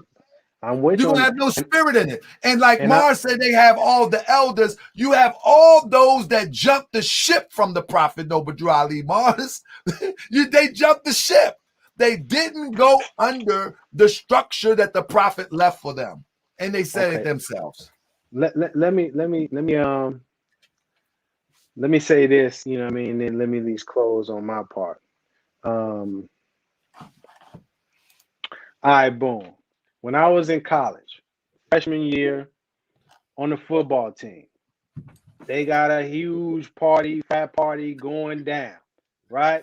It's going down. It's my first one the night before the game. We're not supposed to be there. It's beers everywhere. I'm not participating, but it's fun activity.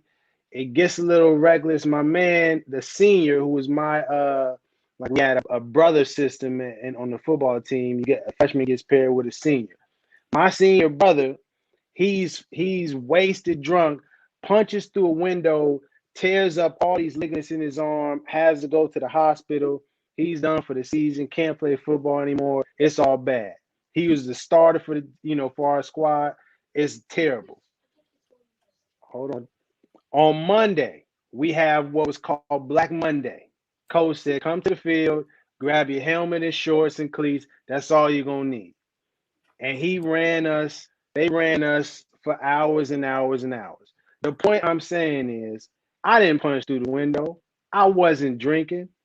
Some of the people were. Some of the people was reckless and wasn't doing it. But we all, the whole team, suffered on that Black Monday. Case in point with our movement. Some of the people have done some wrong things.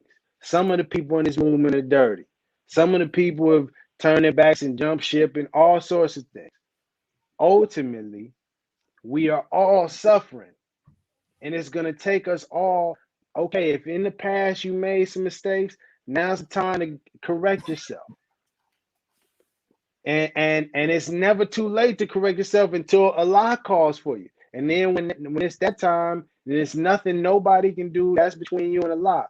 But I feel very strongly that I feel what you're saying. But I feel just as what you said in terms of the elders. We need everybody's input. We need everybody to the table. We can't try to shun the certain group that okay, they was doing things wrong for the last 80 years No, intentionally. I don't think we need this. I don't believe in shunning anybody.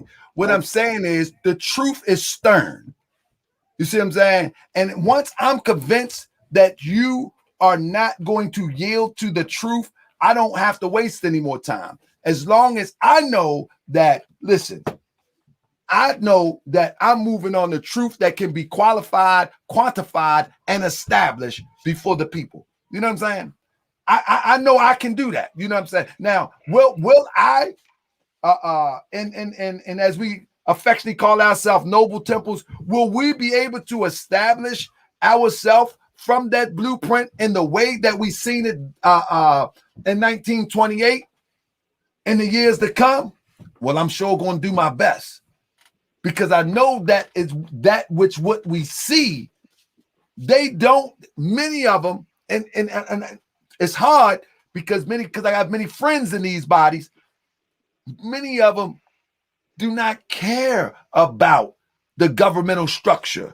Many people don't even have a clue of how the Moorish Science Temple of America metamorphoses into a fully functional government competing with other governments and nations of the world.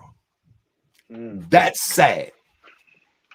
That's sad. And it's sad because if I was to say, well, let's sit down behind closed doors and let me show you how this temple is to, and this is why people have the perception that the Moorish Science Temple of America is in semblance of a church, because nobody is able to explain how this temple ultimately metamorphosed into a government, because that's what it is. That's what it is. I think humbly, maybe that could be your job to do, to help do, to go around and help teach and instruct the different people in these different temples publicly, not behind closed doors. Set up a table. Hey, where's the temple at? All right, well, if you won't let me inside the temple, I'll set up a table outside the temple with some information and documents. You know what I'm saying? But I'm going to get the babies, and the elders that want to come, they can come. I'm going to get the babies, the 20 and 30 somethings, and the elders that want to come because they can hear the prophet's voice and what we're teaching, they can come along. But I would never do that, brother, because the intent, through my research, I see the intent deception. It's intentful. You see what I'm saying? It's very intentful. And anybody that's watching, there's 65 people here right now. And if they are a part of these Moorish group, they know I'm not lying, Rami. This thing is intentful. You know, let me tell you something. When people claim to be, and I'll let you close because I know you got to go. When people claim to be directly descended from Prophet Noble Drew Ali, but can't one person show you a charter with Prophet Noble Drew Ali's signature on it, and they won't man up and say that they hooked something up, it's a problem. And the alternative is that if that wasn't how it's supposed to be, then what are we supposed to do? Talk to me, the universe. Talk to me, ancestors. What am I supposed to do, ancestors? Am I supposed to fight this old battle? Or are you going to talk to my heart and guide me into the ways of Prophet Noble Drew Ali that was successful? I'm rolling with the ethers and the ancestors and the research, because I'm telling you, this research that I find, it's not a happenstance that I become one of the top researchers, and this is no ego, but I become one of the top researchers on the Moorish Science Temple of America from the organizational perspective, because I wanted to see what this thing really looked like. My heart is in this, and in that research, Rami, I'm telling you, you see the intentful deception, and it's bad. I'm a close. I appreciate you, brother. Let me close with this.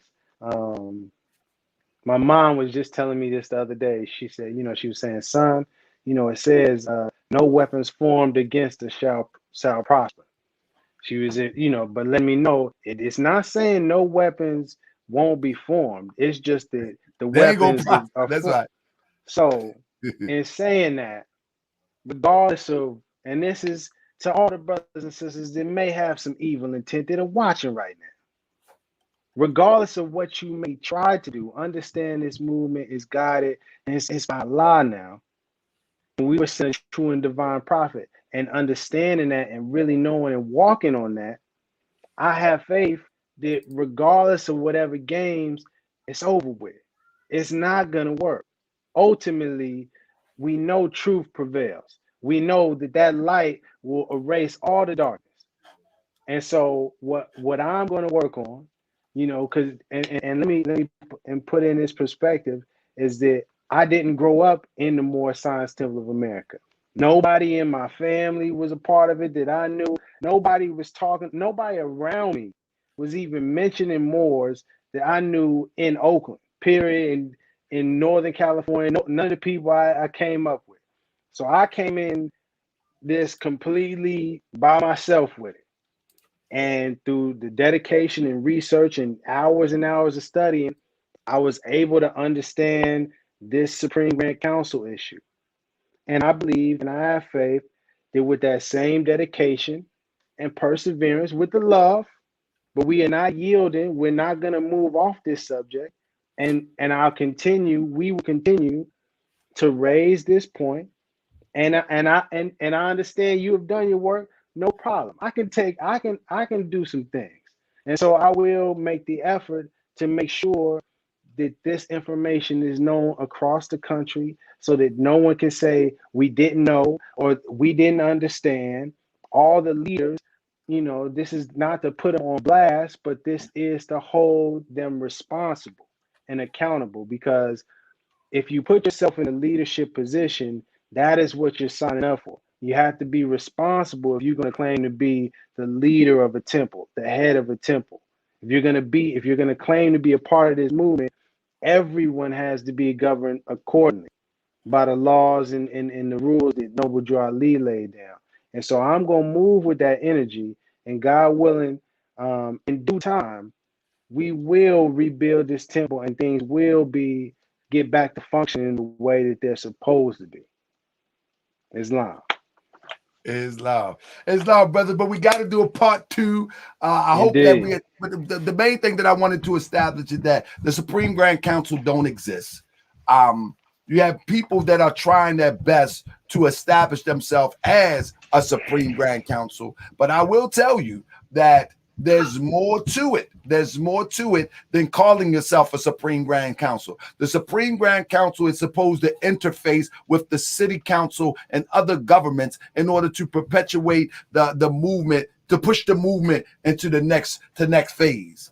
That's not what's happening. That's not what's happening. You know what I'm saying? So we was talking about the stations and the positions of the Supreme Grand Council, but that's something that's small as it relates to the organizational structure. But also they're supposed to interface with local government, interface with state government, interface.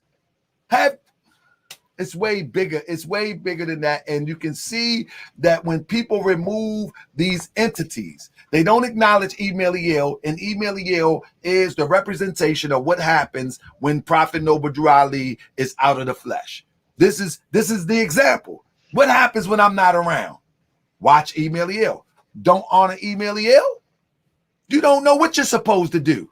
And that's why we all over the place. So if you can't acknowledge Email, from my perspective, I can't waste too much time with that, but I won't want to hold you too long. I know the family calling you, brother. But anytime you're ready to come back, I think we got a lot of stuff that we can cover with this topic and even more topics. We can even go and talk about the grand body and that function. Thank you. I think a part two is needed. And let me just put this on you because as you're speaking, it just came to me.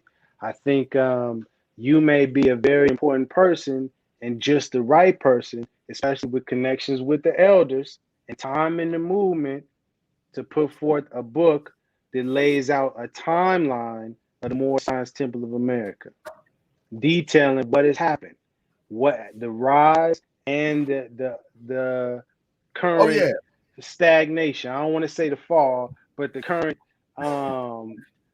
situation that we're in. Well, let me tell you this, brother. The movement was supposed to do exactly what it did. after Emilio, it was supposed to do that. And now it's waiting on us. Because I think it would benefit everyone. And I think many people don't fully understand what actually happened, in particular after Noble Drew Ali passed. Absolutely. You know what I mean? Because it gets I real agree. quiet. It gets real quiet. It gets real vague. And information about the movement kind of just, you can't find it after Noble Drew Ali passes.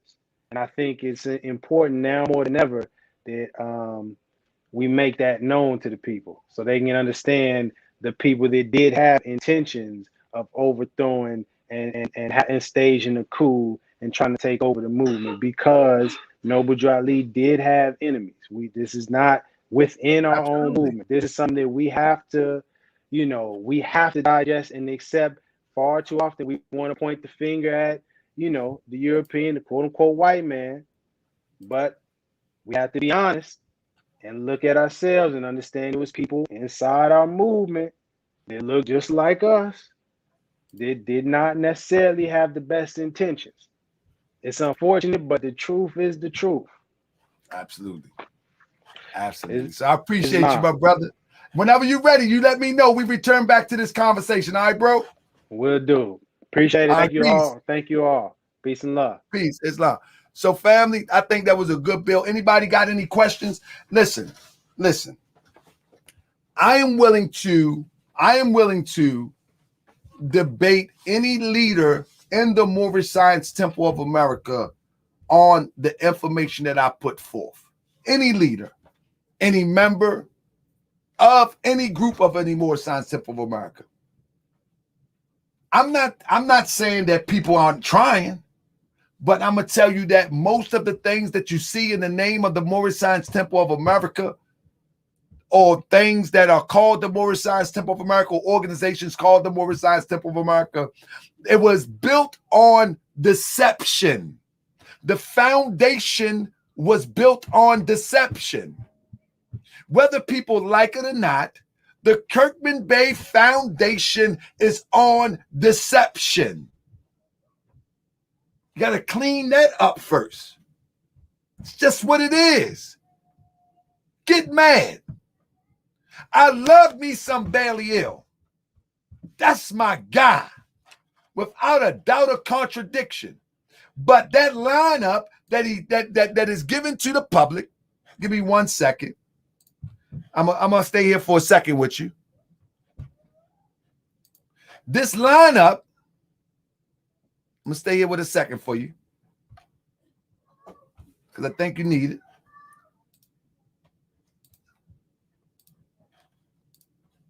This lineup right here, Emilio to Morizelle, is not true. It's just not true. Emilio supposedly passed it to Morizelle. So now the question would be, can we see, if you wrote this and you put an affidavit on this, where are the convention minutes to support this?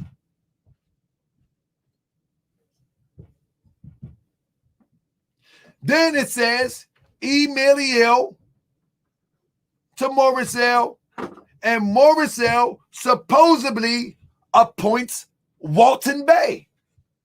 Again, where is the minutes to that convention?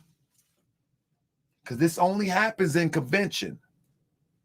It's a lawfully chartered organization. Everything has to be done lawfully. Then it goes down to say that Walton Bay supposedly, according to how this thing works, appointed Harlan Bay. What year was this convention? Where are these minutes? So if this is fraudulent, how you plan to build something divine from a fraudulent foundation? You cannot build nothing divine from a fraudulent foundation. It doesn't work like that. And if this is a lie, there has to be an alternative. Now, let's go on the Kirkman Bay side real quick.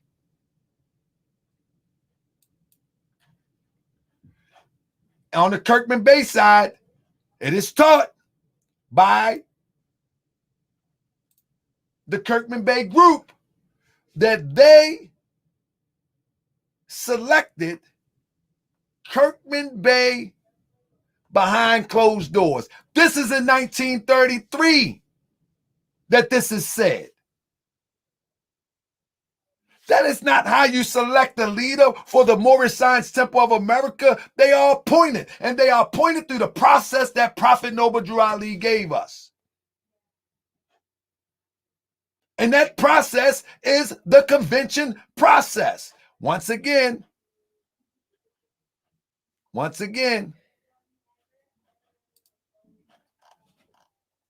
not that. Once again, the convention process.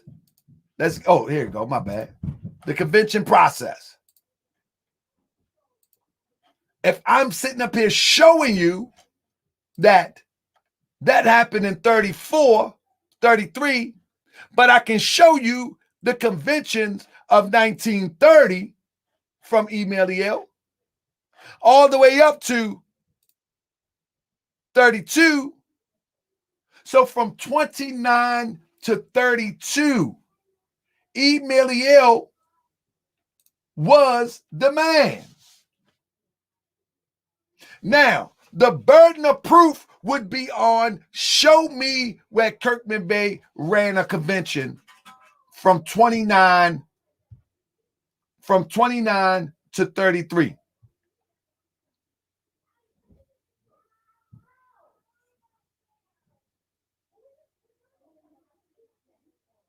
From 29 to 33. Mars TV is in denial. Now, so I would ask them to produce for me where Kirkman Bay ran a convention with all the bells and whistles that I'm showing you. They can't produce that because there were none. There was no official business under the leadership. There was no official business under any Kirkman Bay leadership.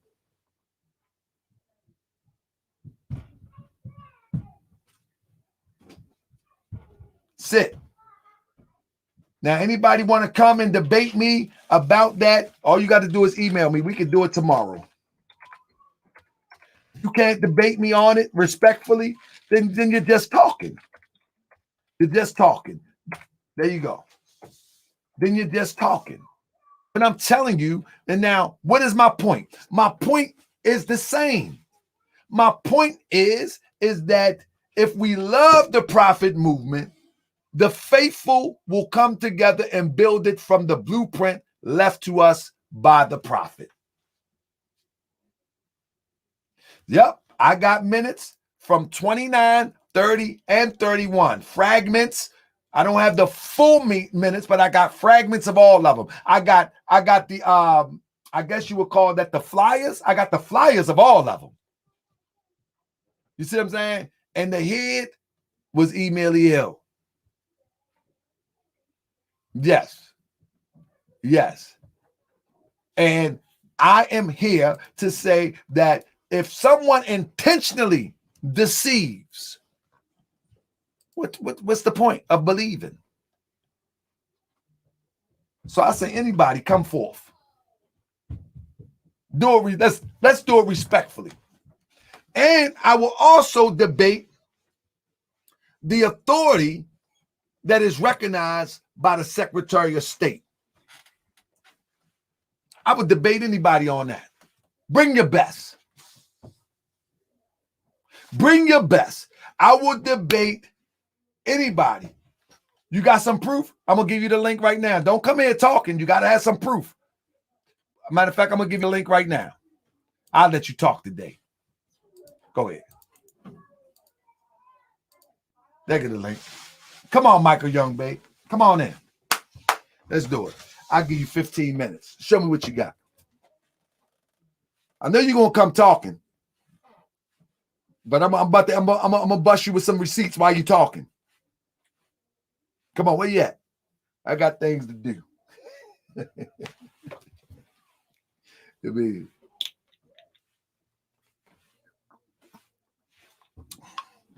you're cutting in my people time.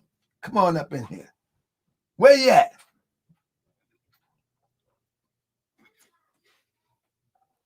Where you at? Or you just talking? I put the link in there. Where you at? You're cutting into my children's time now. Tajay! Here he come. Si, senor. Here he come. That's all right. He cutting into Taji time. Yeah, I kind of want to have like father-son time. So like, Go. come on. That's right. That's right. Surround your bed. You already know. You cutting into my time. Come on, young babe. You gotta get that. I can't even get you in the thing. Somebody say Walton L, not Walton Bay. Well, that's what. Well. Let me tell you something. MST of A Mission 28. On this document, I didn't make this document, right? Let me pull it back up so you know. I didn't make this document. And this is another testament, brother. This is another testament. On this document, it states Walton Bay. And guess who filed that document, brother? Who filed the document? MST of A Mission 28. Who filed the document? Not me, brother. And you know I love you. You know I got a seat for you over here. Let me stop before I get you in trouble. I didn't file this. This is an official document.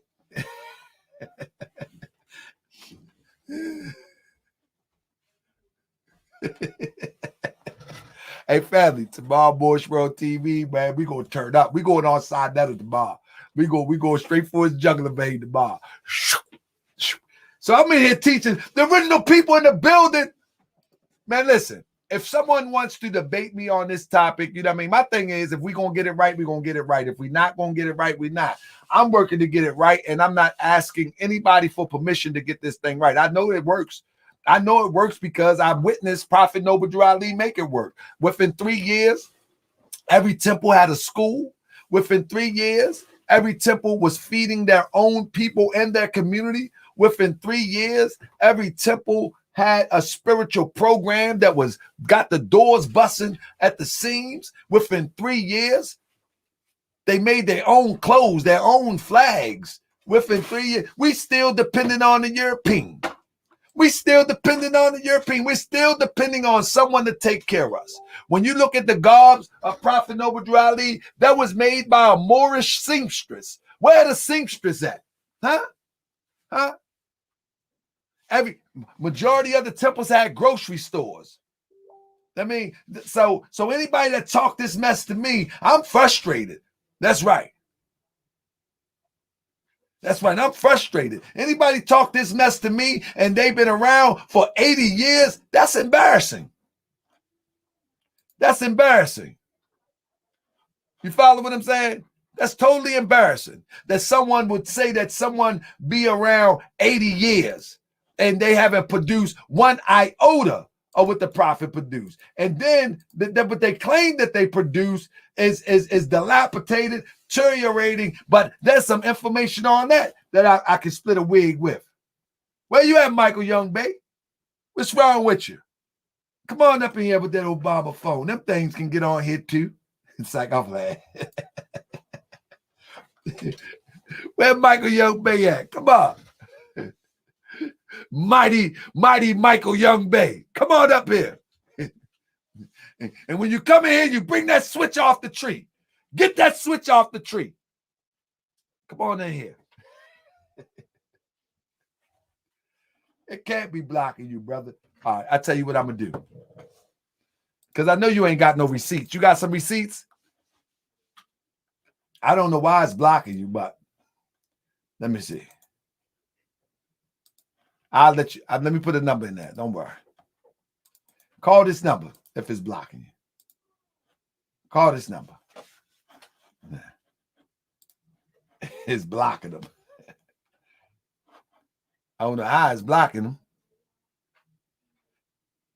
That don't make sense. That's why I call this number. What you guys say? I know. And you bring a switch in here with you. You go on at that tree and you cut down and you bring a switch.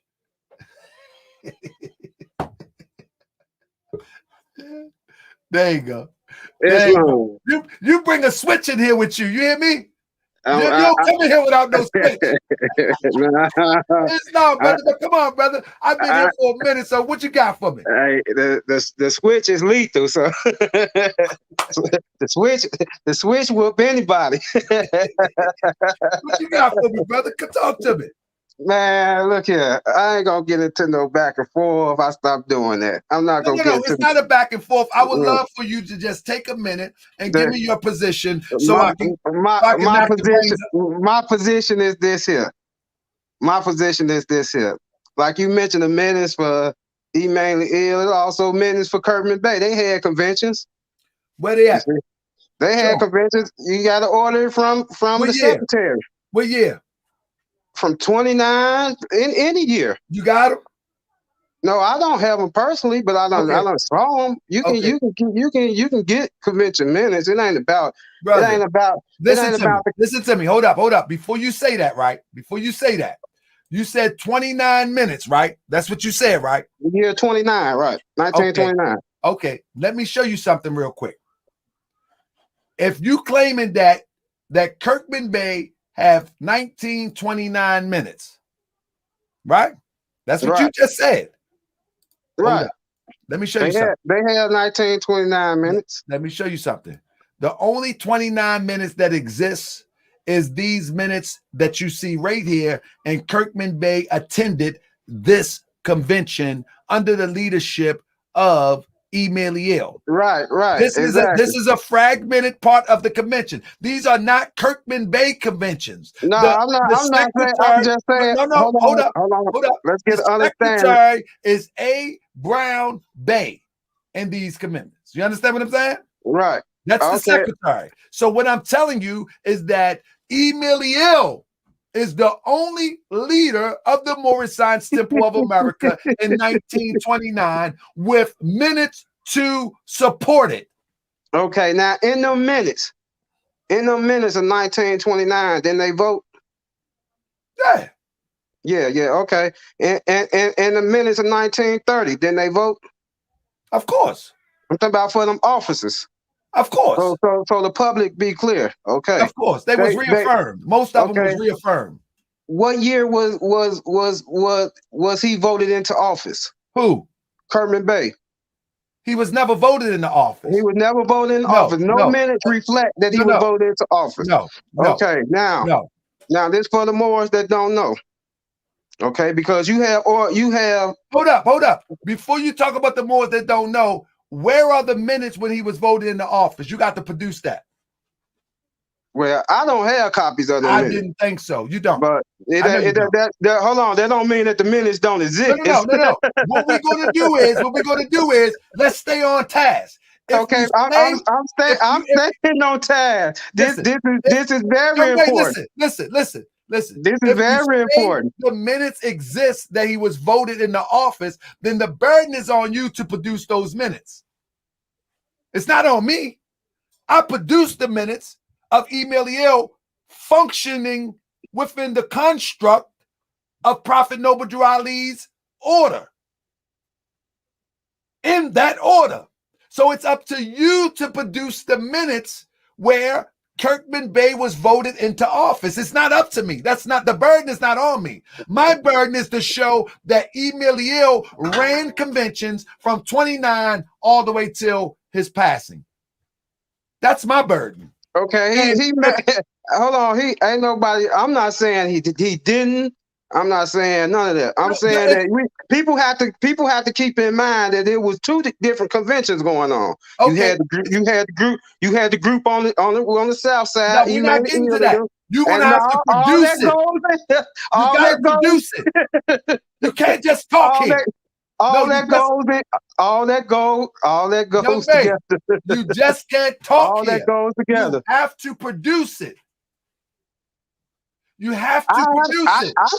hold on, I don't have to produce nothing. Yeah, if you hear I and you're don't making have to produce we just, nothing. brother, listen, we just ultimately, you my brother, and I love you. And we just want to get to the truth. Why do we want to get to the truth? So we can move properly and correctly, and we can benefit so we I can agree with that. benefit, so we can benefit from this holy and divine movement. Now, one thing that we will have to do is we're going to have to admit some things.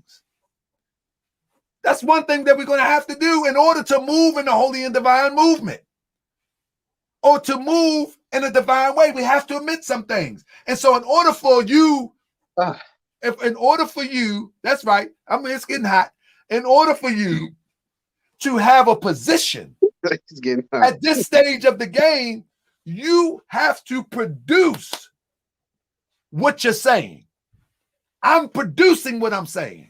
I'm saying Kirkman Bey did not take his leadership role officially to 1934 after the death of Eliel, and that he was not running any Moorish Science Temple of America established by Prophet Noble Drew Ali until 1934. That's my position. Okay, you say and that. I got the minutes to prove that on my side. Okay, now with you saying that, because I ain't got no minutes in front of me, we already established that, so that ain't got to keep going back and forth with that. So I'm gonna give you some time to go get them. No. Let me. Can I talk? I know this your platform, so I don't want to be disrespectful to get the yelling and woo out the bang. No, you good, brother. You good. Right. You know what I'm saying? Show me the respect like you show everybody else. You know what I'm saying? I don't want you filibuster. I want to see this brothers keep talking about. I got the 33 minutes. I got the 33 minutes. You know I got the 33 minutes. The 33 minutes is the minutes after the death of Eliel. I just said that. Didn't I just say that? Okay, you got the 33 minutes. Okay, you saying he came into power at the 33 at the year of 33, which would be what, fourth convention? Yes, okay, sir. so you saying he came into authority then. Okay, now for the Moors, and the reason why I broke that reason why, you know, I'm bringing forth the voting thing, because it's things that have been said even by you over the years on YouTube, Facebook, etc. And it's a known thing that's being put out there. Okay, when you go down to the records office as a Moorish man, because you must be what you know and not what you told. My people walk with the prophet, etc. But how I was raised, you must study to show thyself approved. Absolutely. Just because my family into this don't mean they telling me the truth. So you got to know the truth.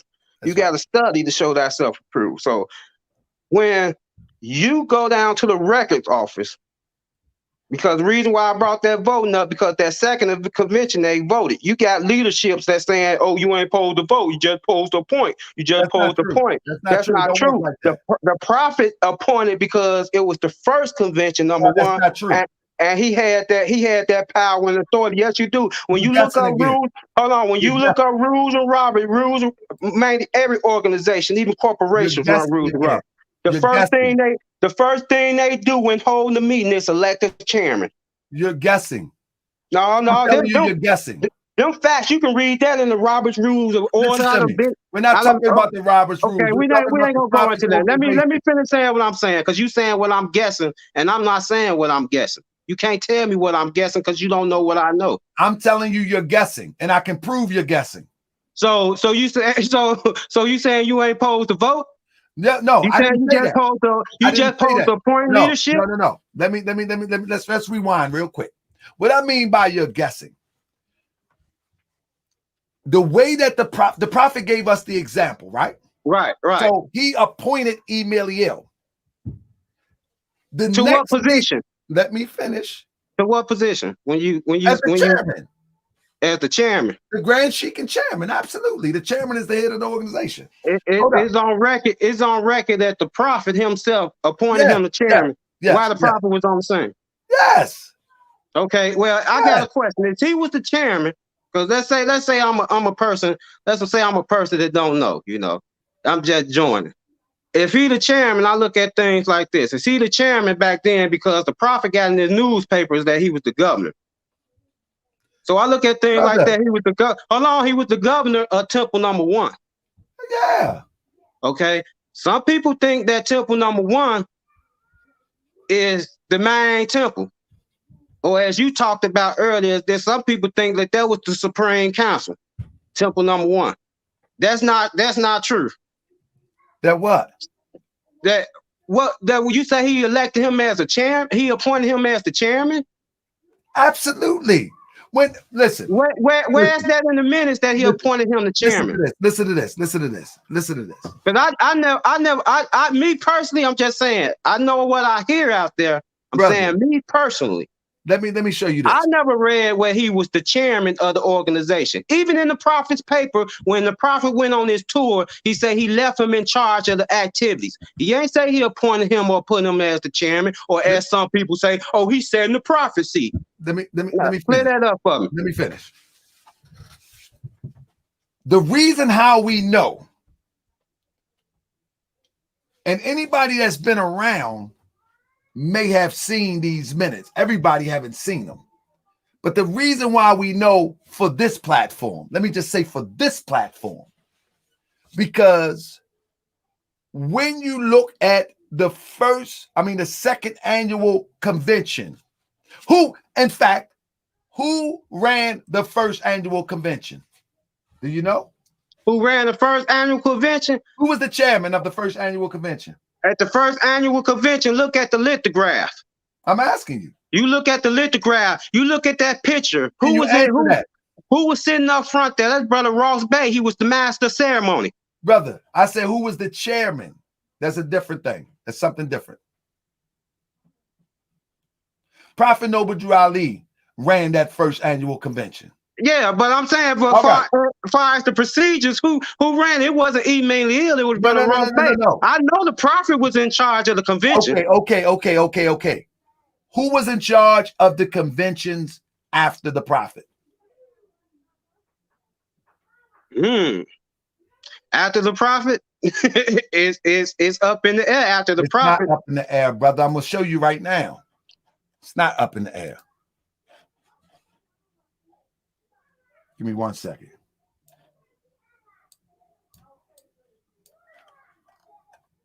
Eliel wore quite a few hats, brother, or quite a few fezzes. Look in your bottom right-hand screen. Eliel is the chairman. He's running things. This is the highest position. All right. Now, I'm going to show you something else. I ain't going to give you all at once. I'm going to show you something else. You see it right there? Eliel the chairman. I see it. Hold up. Don't say nothing yet. Let me pull up something else. Don't say nothing yet. Give me one more time. Eliel the chairman on this one. Eliel the chairman. I'm trying to find. Okay, here we go. I got you.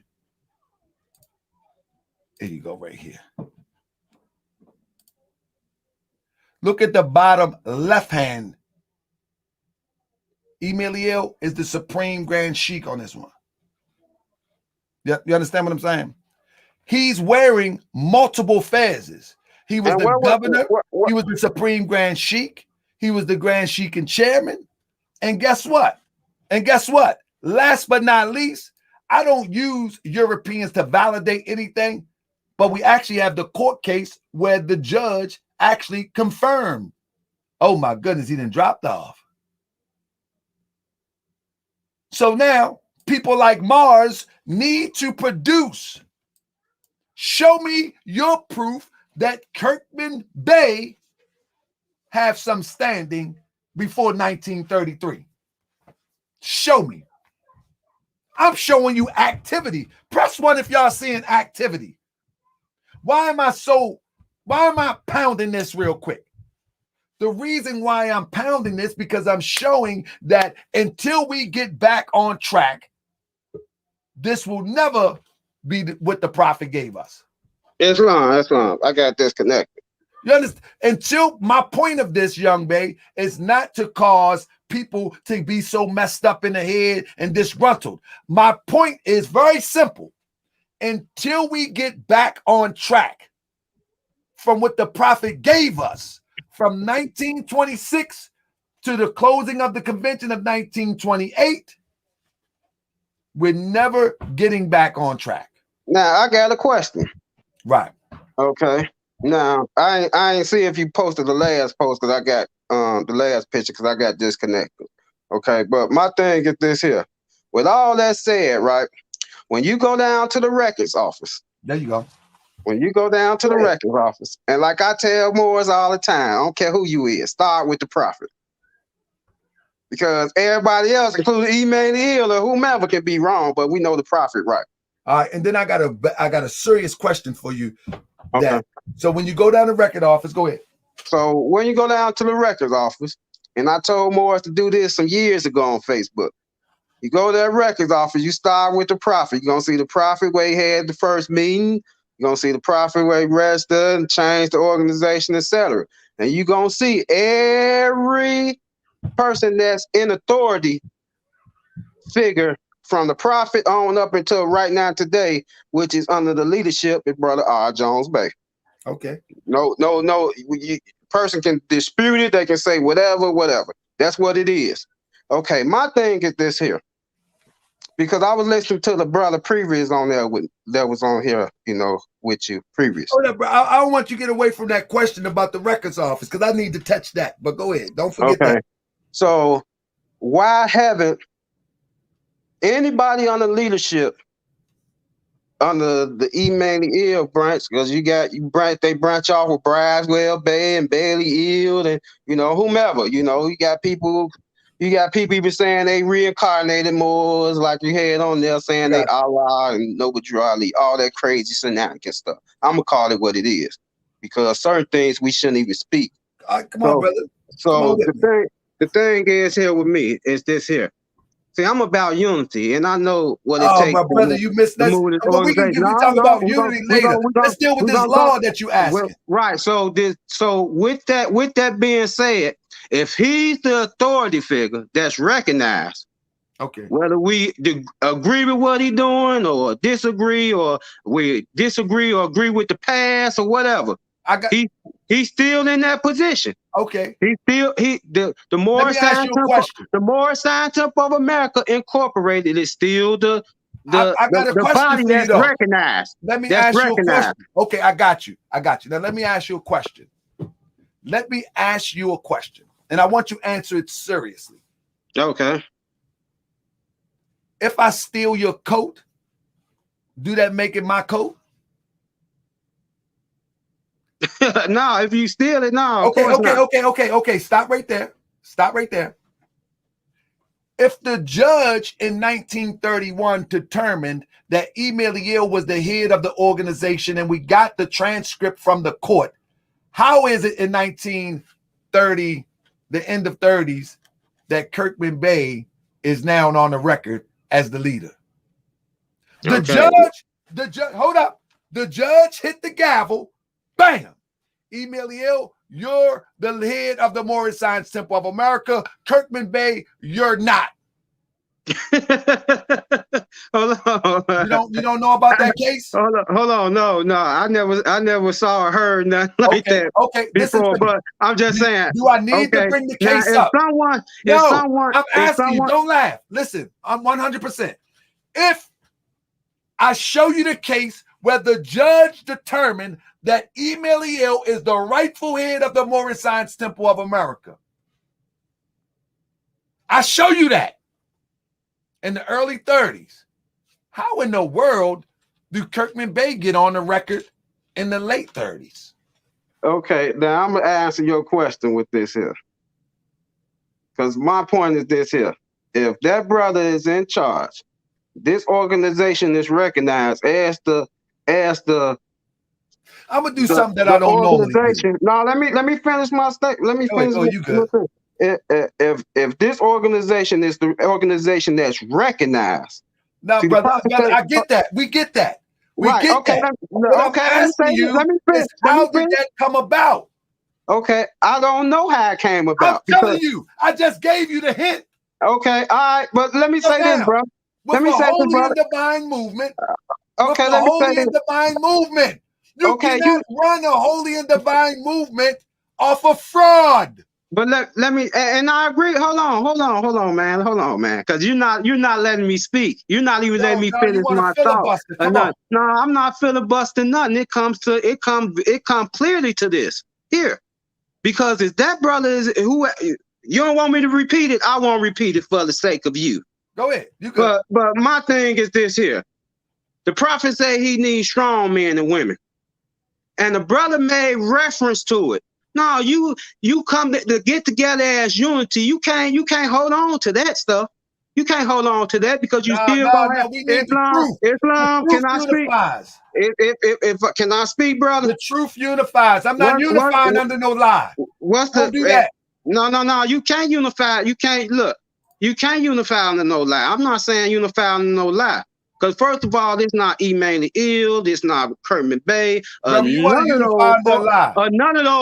none of them individuals organizations. This is Allah's movement. This Brother, is Allah's listen to me. That organization. sounds good for the church. We're talking about scholarship and history right now. Right. And we talking scholarship and history for all the Moorish Americans out there. Let me show you something. If no, let me speak. If all the Moorish Americans, right? I ain't think so. No, because what you want to do. No, but listen. Because what you want to do. You say no filibuster. Listen, I'm finna give it to you. more, You say no filibuster. More, listen. We ain't gonna do a song and dance. This is not the platform for that.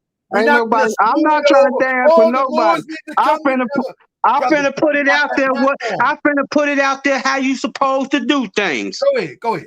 I'm finna put it out there how you supposed to do things. I'm not trying to filibuster nothing. Put it out there.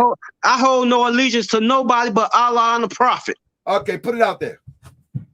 If y'all want things to change, by that organization, the organization that I'm a part of, if y'all want things to change, y'all come into this organization. If y'all want things to change, then y'all vote them officials that's out in this organization out and put in the right members so we can move forward as a nation. Because that's how it's supposed to be done. Why don't those people that's already there have been there and know something ain't right? Why not y'all do that? But you think it's all right. Hold on, you say what? Repeat that, bro. If you think that those lead or head officials are not functioning from the structure of Prophet Noble Drew Ali, then why haven't y'all did that then?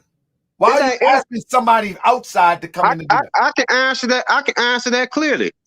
You know why it ain't been done? Because most of Moorish Americans in whatever grand body they under do not know their duties as sheiks and sheikesses. The powers and authority rest in the hands of the sheik and sheikesses alone. The Prophet gave us that authority. When the sheiks and the sheikesses say, no, when the sheiks and the sheikesses say that's enough, yes, I am. When the sheiks and the sheikesses say that that's enough, and they come together and say, no, your grand sheik, he the father figure of the temple, but he don't run it. Just like y'all be saying, hey, just like for example, I'm gonna give you a prime example. This is the part I don't like. I'm gonna give you a prime example. Like when you say, brother, Emmanuel runs the convention. No, according to the Prophet, the sheiks and the sheikesses run the conventions. No, I'm talking about the convention chairman, brother. But I'm talking about official in official capacity. Right. In that official capacity as a chairman. I'm saying as a chairman. Look, hold on, as a chairman. Brother, what you want to do is you want to talk smooth church talk. I'm talking about, bro. Go ahead, bro. Go ahead. It's your time. Don't show your picture you finna talk about, bro. Go ahead. You want to talk smooth Islam talk. What I'm trying to say is that in order for us to get, go ahead. Because you saying I'm doing Christian. You say I'm doing Christian talk. No, don't do that. No, come on, bro. I'm saying facts. What I'm saying is, if you're gonna talk to me, right? Remember, you said that Kirkman Bay was voted in. I'm telling you, let's see the minutes. I'm telling you, even when Kirkman Bay tried to get the Supreme Grand Advisor position, he went to Emmanuel. So Emiliel by default is the leader. Kirkman Bey did not go to the resurrected, to the reincarnated. He did not go to Allah El. He went to Emiliel. So now I got a question for And you, right? Emiliel, and let me finish. And when Emiliel said a mistake was made because he gave Kirkman Bey an honorary because what he did at the prophet's burial or home service, he said he struck it off the record. I have that record where he struck off the honorary credentials. I have the record. So, but the point that I'm making is if he goes to Emiliel to be confirmed or appointed or however you voted, however you want to put it, I ask you one more time, who is the leader? Emiliel. Now, until you can show that Emiliel was voted out, Emiliel abandoned his post, and Kirkman Bey was voted in, you don't have an argument. And now we can go to, man, we just need to get along and we need to just play fair. We can get into that now. But I'm talking about official business here. Okay, I'm talking about official business too. Hold on. Go ahead, man. Do you want to bring your stuff here? Do you want to bring your proof here and I bring mine and we compare? I don't need to bring no proof. Jesus coming, ain't it? Hold on, you the one making these claims. You the one need to show the public, and so you the one that need to get a record of them minutes. I don't need to prove nothing. This ain't going away. I know where I'm at in the prophet house. I know. I ain't got to do that. I ain't got to do that. Brother, Jesus is coming, brother. I'm telling you, he gonna be here. I gotta go this time, though. I gotta go. Islam, I love you, my brother. I got to go. This brother just want to talk, man. I'm not with smooth speeches, man. Mars TV, you are welcome to come. You are welcome to come on here and debate me. And you can bring anybody you want. You can bring anybody you want. In fact, let me show you. What you're looking at right here is the people who actually, and if you study these people, you can actually find out who they are. On this paper right here, and those who know of according to their ways, action, and works, Brother T.W. Olson, Milwaukee, Brother F. Nelson Bay of Detroit, Brother Childs Bay of Cleveland, Sister M. Cliff Bay of Indianapolis, and Sister Dove L. Those people who secretly on their own said, we vote for Kirkman Bey. Those are the names of the people. And I can prove that with cross-referencing. I can prove this. I can prove this. I have too many. And the point that I'm making is many people think I do this to try to disqualify these other groups. No, the door of religious freedom swings open and you may walk through as you see fit. But I do this because we have to get it right. I believe and have faith and confidence that the Prophet Noble Drew Ali is a pathway up out of this situation. I believe that they have turned the same principles of the Moorish Science Temple of America that's supposed to get you elevated, get your mind working, get you motivated to get up out of this oppressive situation. I believe they just went straight to the church with it. And nothing wrong with the church because that's the church philosophy, but that's not the Moorish philosophy. That's not the Moorish philosophy. You see what I'm saying? That's right. And if this guy was right, religious freedom and copyright and infringement are two different things, then y'all should be shutting some people down. Let's see that happen. Let's see that happen. And we got court cases to show that's not possible either. With that being said, I'm gone, family. I'm telling you, anybody wish to challenge me, email me to Bay, but I'm only doing this. I'm only doing this because I desire to get this thing right. And we're going to build it from scratch, right alongside of the falsehood, right alongside of the frauds, right alongside of the fakes. We're going to build it from scratch, and we're going to pass it to the next generation, and they're going to take it to the next level. I mean, they're going to take it to the next level. And anybody that wishes to join us in rebuilding from the Prophet's Blueprint, all you got to do is email me to akabay@gmail.com, but it's some work. There's some work involved. We're going to attend our Friday Holy Day meetings. We're going to attend our Sunday meetings. We're going to attend our Wednesday TAFA meetings, the Alliance for Political Accountability.